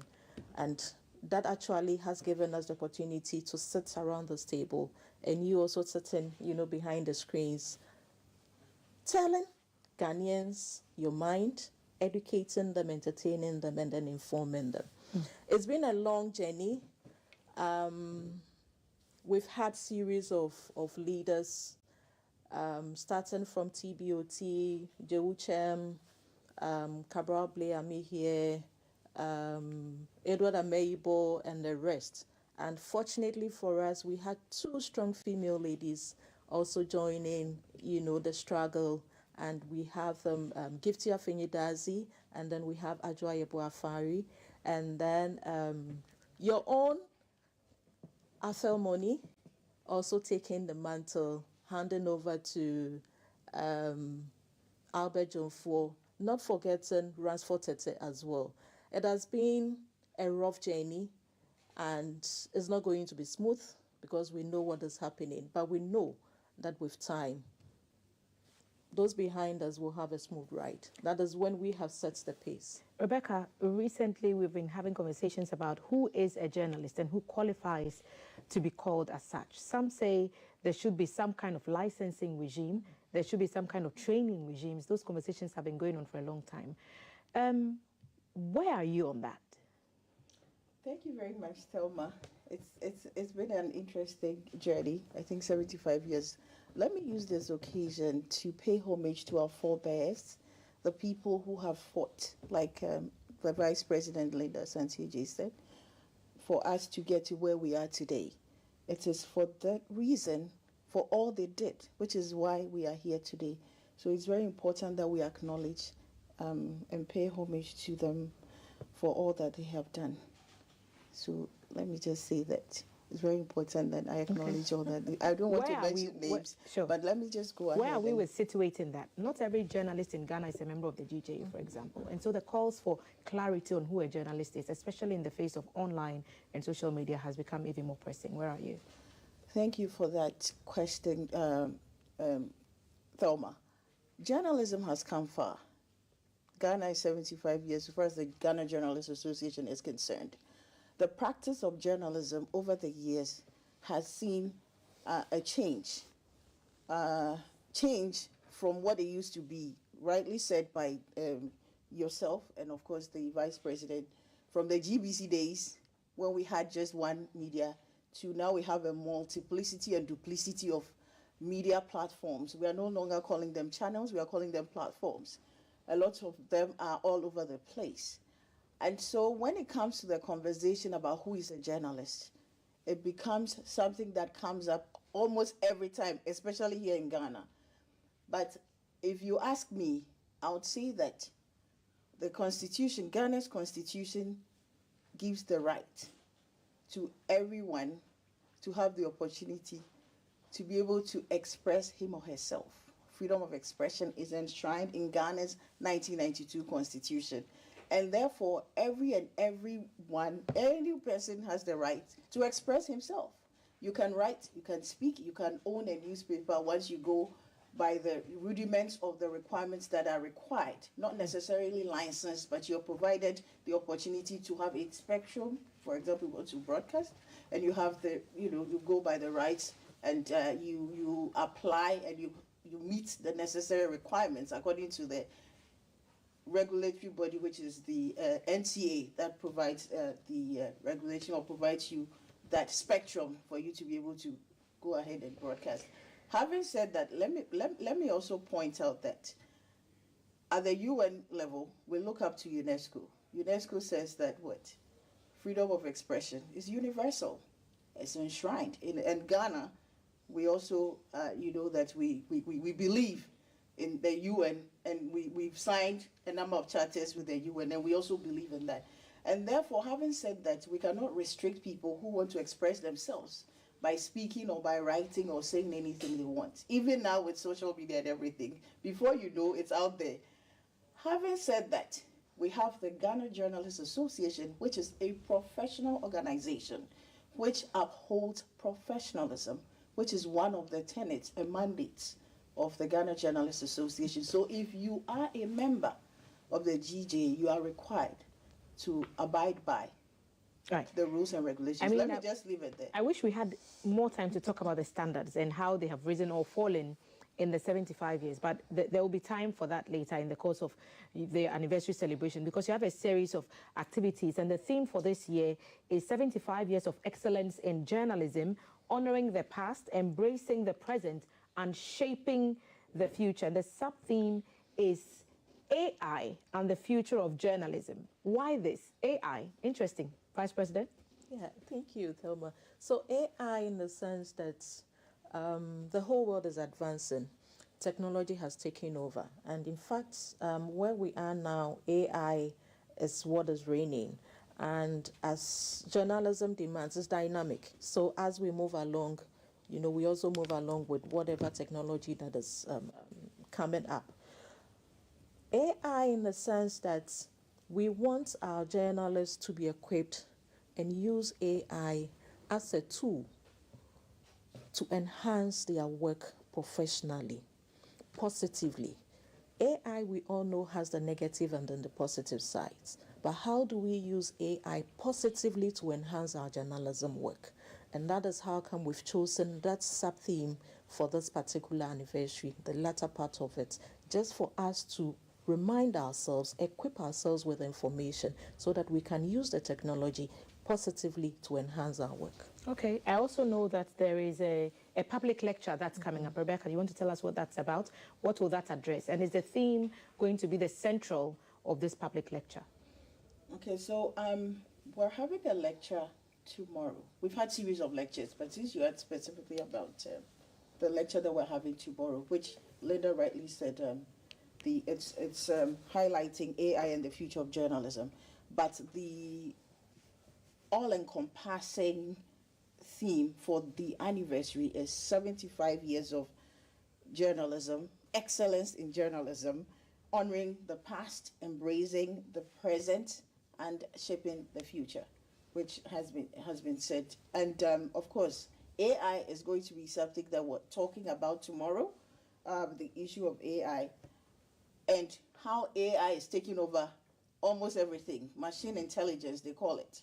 These days, it's so amazing that you give out assignments and all you know, it's already churned out. And sometimes you wonder if these journalists really, understand the import of what is going on. Because in seconds, you've produced the work. Yeah. But the critical thinking that needs to go with the work has not been achieved. And so these are issues that we want to interrogate when we have tomorrow's lecture. We want to bring to the fore for people to realize that, yes, like has been said, machine intelligence, AI, ChatGPT, and the other applications are supposed to help you, to aid you, to facilitate your work. But keep in mind that that's just... To interrupt, I Okay. found that in my experience and observing what my colleagues around me are doing, you feed a certain information into the AI platform, whether it's whichever one of them that you use, and based on what you ask AI to do, it gives you the kind of a kind of answer. You're saying that it must be followed by due diligence. Is that what I'm hearing? Yes, and also the interesting aspect of it is that keep in mind, this AI language is coming from somewhere. This is technology that we in Ghana have not produced, okay? This is technology we in Ghana are using that has been produced by some other people. So we also have to be thinking about journalists. How and what are we doing to also key in that data? That data means that we'll populate the information. I remember when in GBC, when we started this whole agenda about online activation and social media and all of that, those who started kept saying, just put everything there. So if you notice online, all is about the content. We're just putting everything there. What we're doing is that we're populating the information.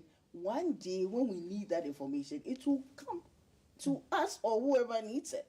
That's what all this artificial intelligence, tech and information, population So it becomes about. like a reservoir of an archive So the of question knowledge that we and need to information. ask is, for us journalists in Ghana, how much reservoir are we creating? And this is why the director of, GBC information can be asked in the future, sometime to come.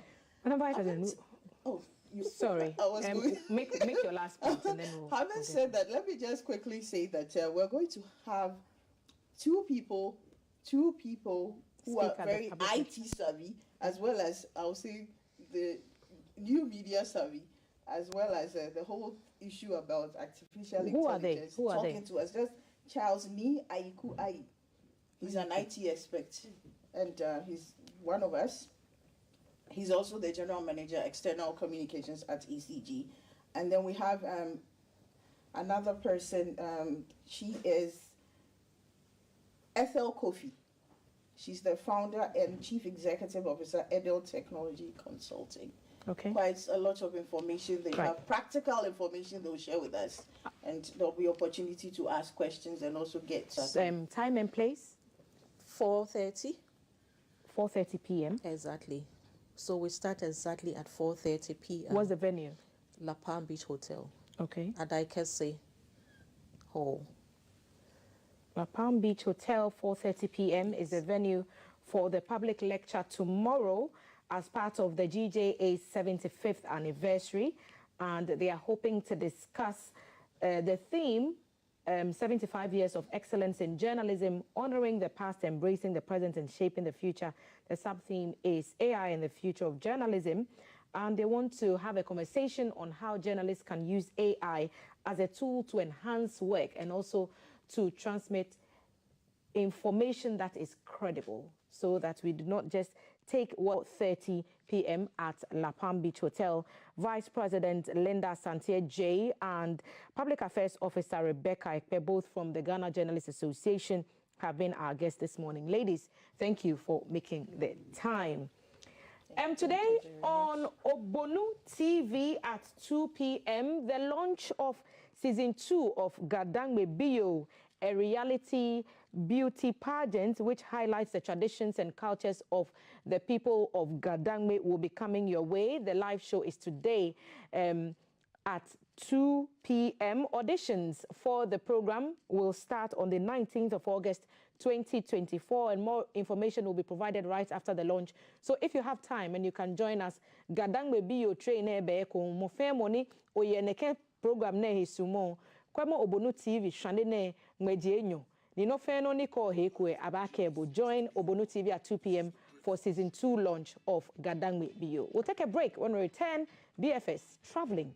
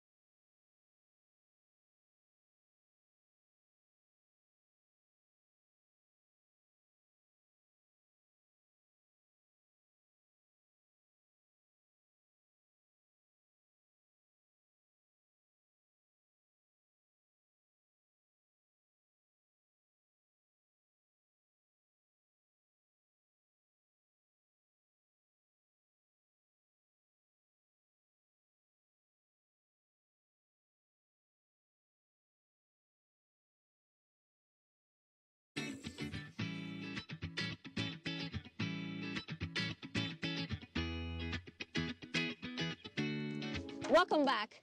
So BFS Travels, we are on the famous Sogakope Bridge, also known as the Lower Volta Bridge. And so that's behind me. It's 650 meters long. It connects Accra to Aflao. This is the N1. And so this is Sokwe. And behind me is Sogakope. So we are going to take a walk on the bridge. Mind you, this is 650 meters long. So walk with me.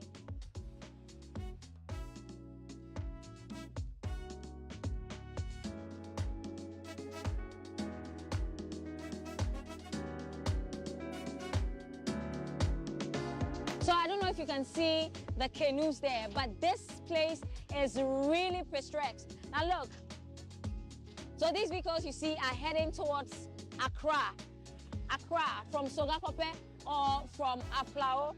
Mind you, we are going to be touring the Volta region in one day. We'll see how many towns and communities we can crisscross in one day. And so currently we are on the Lower Volta Bridge, aka the Sogakope Bridge. It's 650 meters long. It connects Accra to Aflao. That's Sogakope, people.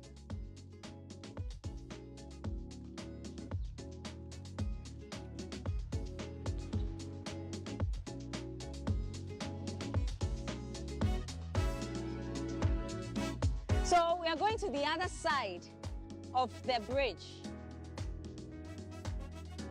And so as you can see, right there, you can see some fisher folk. And so this is the expanse of the Volta River.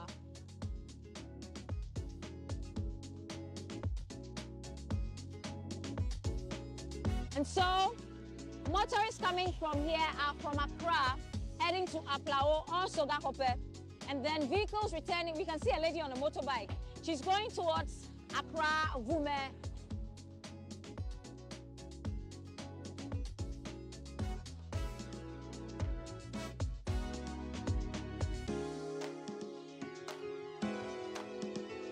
So, if you're looking to discover Ghana, listen, take a weekend out with family, friends, discover Ghana. This is beautiful. Look at the weather. Look out here. There's no way you can be depressed if you walk this bridge, people.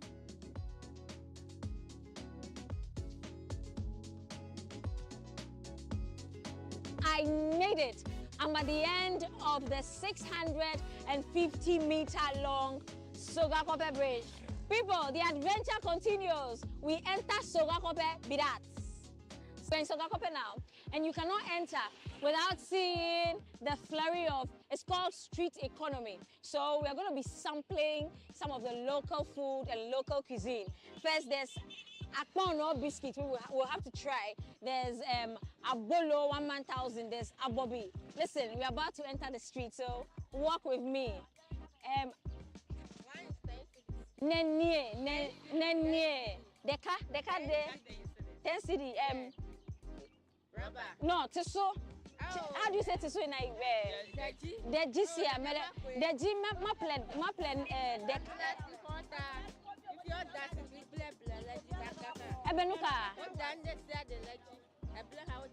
Let's speak English. I said, look into the camera. I said the bread is gone, the sugar is gone, so everything is gone. Ah, sugar is expensive. Yes. How much? At first, how much was it? Oh, no, now how much? Now 50 cedis. At first, how much was it? The sugar or what? Yeah, the sugar. The sugar, one is Okay, so this one, how much was it previously? Yeah, how much? Always, it's been 10 cedis. You know? Now they are going to increase it again. Okay, how much? The one month? They'll increase it again? Yes. So how much? One is 5%. Hey, and let me see this one too. This is 1,000. How much is it? Is it fresh? Is it fresh? Fresh one. This one is what? How much? And then it's 40 cedis. It's 40 cedis. Yes. But remove top for me. 30 cedis. Yeah. So this one is what? 40 Ghana. Yeah. 40. I want a small one. 20 cedis. Hey, 20 cedis. Yes. So I'll give you 30 Ghana. Yeah. You won't see it, or make I give you 25. No. Oh, but you're coming on TV. Oh. 25 for TV. No. Hey. Okay, Akpesia, thank you. F1, Nene, Ebenuka. Reduce them. 5 cedi and 10 cedi.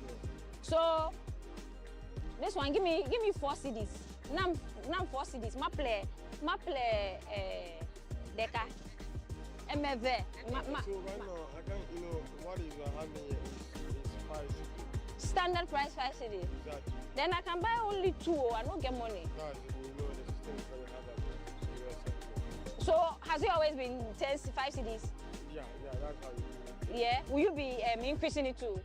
I don't really, unless the government. What? Unless what? Unless the government do something or unless the policy. What's your name? My name is Fancy. So have you been selling here all this while? Yeah, my name is Oyibo. Your name is what? Oyibo? So if I come here, I go find you. Exactly. If a biscuit pay they sell. Yeah. Okay. I meet you. I know it's my mom. Okay. So I'll add you a big rubber so that you. Thank you very much.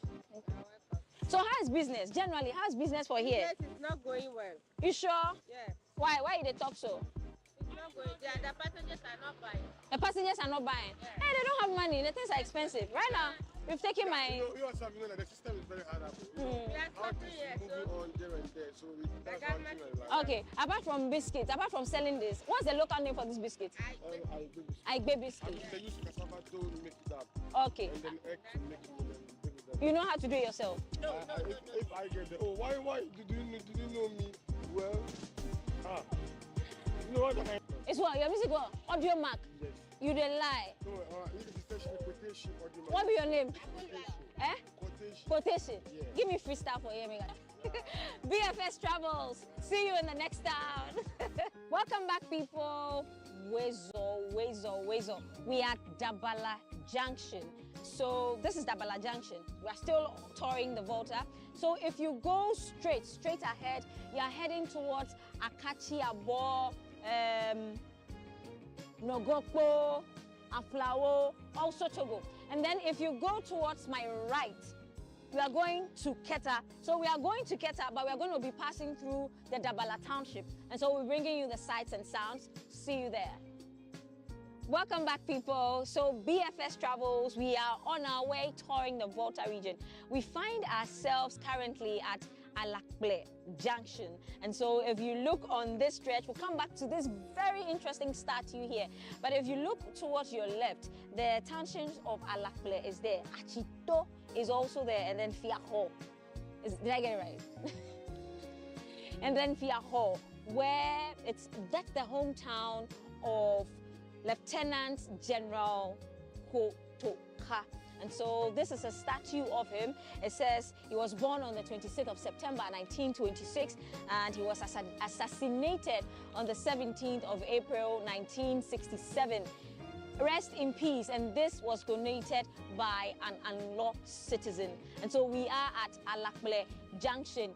King Kaf, we have word that, so King Kaf comes from Achito. And if you go on your left towards there, that's Achito. King Kaf, greetings to you from your township. And so the BFS Travels continues. We are going to Keta. We are going to see the famous Keta beaches. How clean they are, people. We'll see you there. BFS Travels. So if you get to Alakble Junction and you take that junction, so as soon as you take the junction, on your right, there's this statue of a boxer losing one arm. So his name is George Edward Foreman. He is a former American professional boxer. He's an entrepreneur. He's still alive. He's a minister of the word and he's an author. So in boxing, he competed between 1967 and 1997 and was named Big George. He is a two-time world heavyweight champion and an Olympic gold medalist.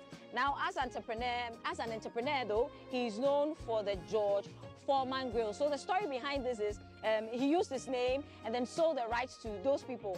When the grill became really, really popular and make millions, he went and then bought the rights again. He's now a minister, he's still alive, and this is his statue. His name is George Edward Foreman. It's right here at the Alakble Junction in the Volta region, people. BFS Travels will see you next destination.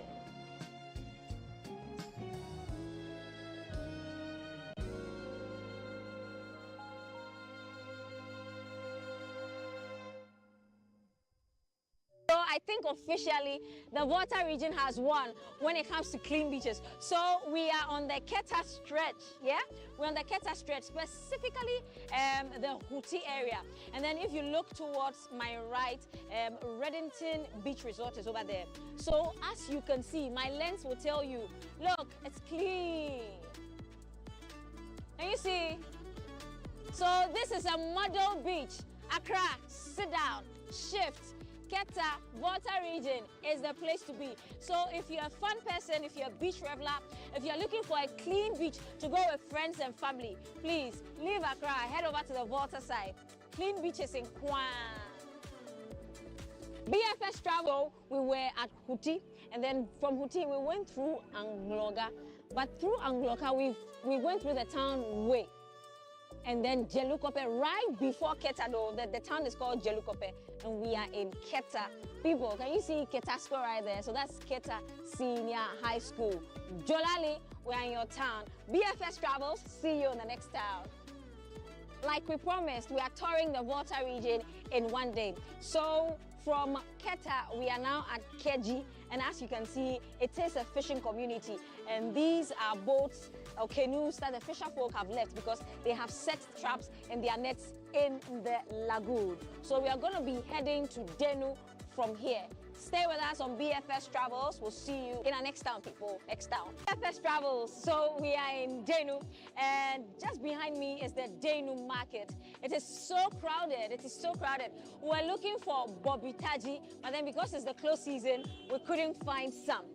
And if you look ahead, if you go straight towards this way, you're heading to Aflao, the border, and then into Togo. And then if you take the left, this is the N1, and then it's going back into Accra. So where I'm standing, from the Denu market towards here, it's not the N1. On the left is the N1, and then it goes like this to the Aflao border, and then into Togo. Peace out. Let's see. Let's find out the exciting things we'll find along the way back to Accra. BFS Travels. It is what it is. BFS Travels. So you know how we do. We have to sample everything. So right at the corner of the Denu market, I found what we call in Accra Asana, but here it's called Aliha. Aliha. Merekuku, what's your name? Mary. Mary, let's speak tree, okay? Let's speak tree. Take it easy on me. I'm coming for GTV, okay, in Accra. What do you use to make Aliha?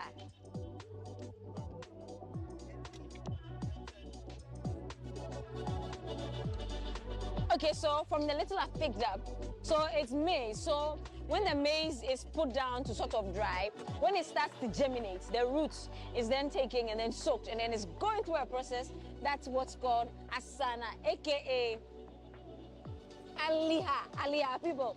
And so when you come to Denu Market, just in the corner, you find Auntie Mary, and she's selling Aliha. BFS Travels for you, people. Aliha.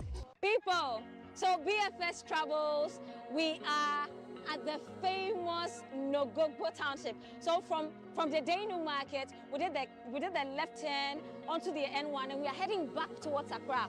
But on our way, we saw this interesting signboard. So per what people are saying and the whole weird stuff around Nogogbo. Nogogbo is a town, it's a calm town from what we are seeing. People are going about their normal duties. A lady and gentleman are sat here, their children playing. And so Nogogbo happens to be on both sides of the street, people. And so this is the famous Nogogbo Township. BFS Travels will see you in the next town.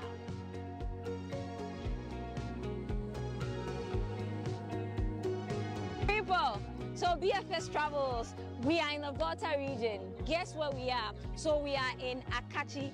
From Nogogbo, I beg your pardon, we went to Abo and then Akachi. So we are inside Akachi. And if you look at the signpost behind me, it says that when you get to the junction and you take your right, you are going to Joje, Akano. And then when you go straight, you are heading back towards Accra. And so come with me, let's see what the journey holds. BFS family. And so BFS Travel is happy to report that we couldn't tour the whole of the Volta region. We did the southern part of the Volta region, but we promised to tour parts of the Volta region again. But we are back where we started, Kotame Basic School. So this point ends the Volta region, and this point begins the Greater Accra region. Thank you for staying with us. Join us on our next adventure. See you there, baby.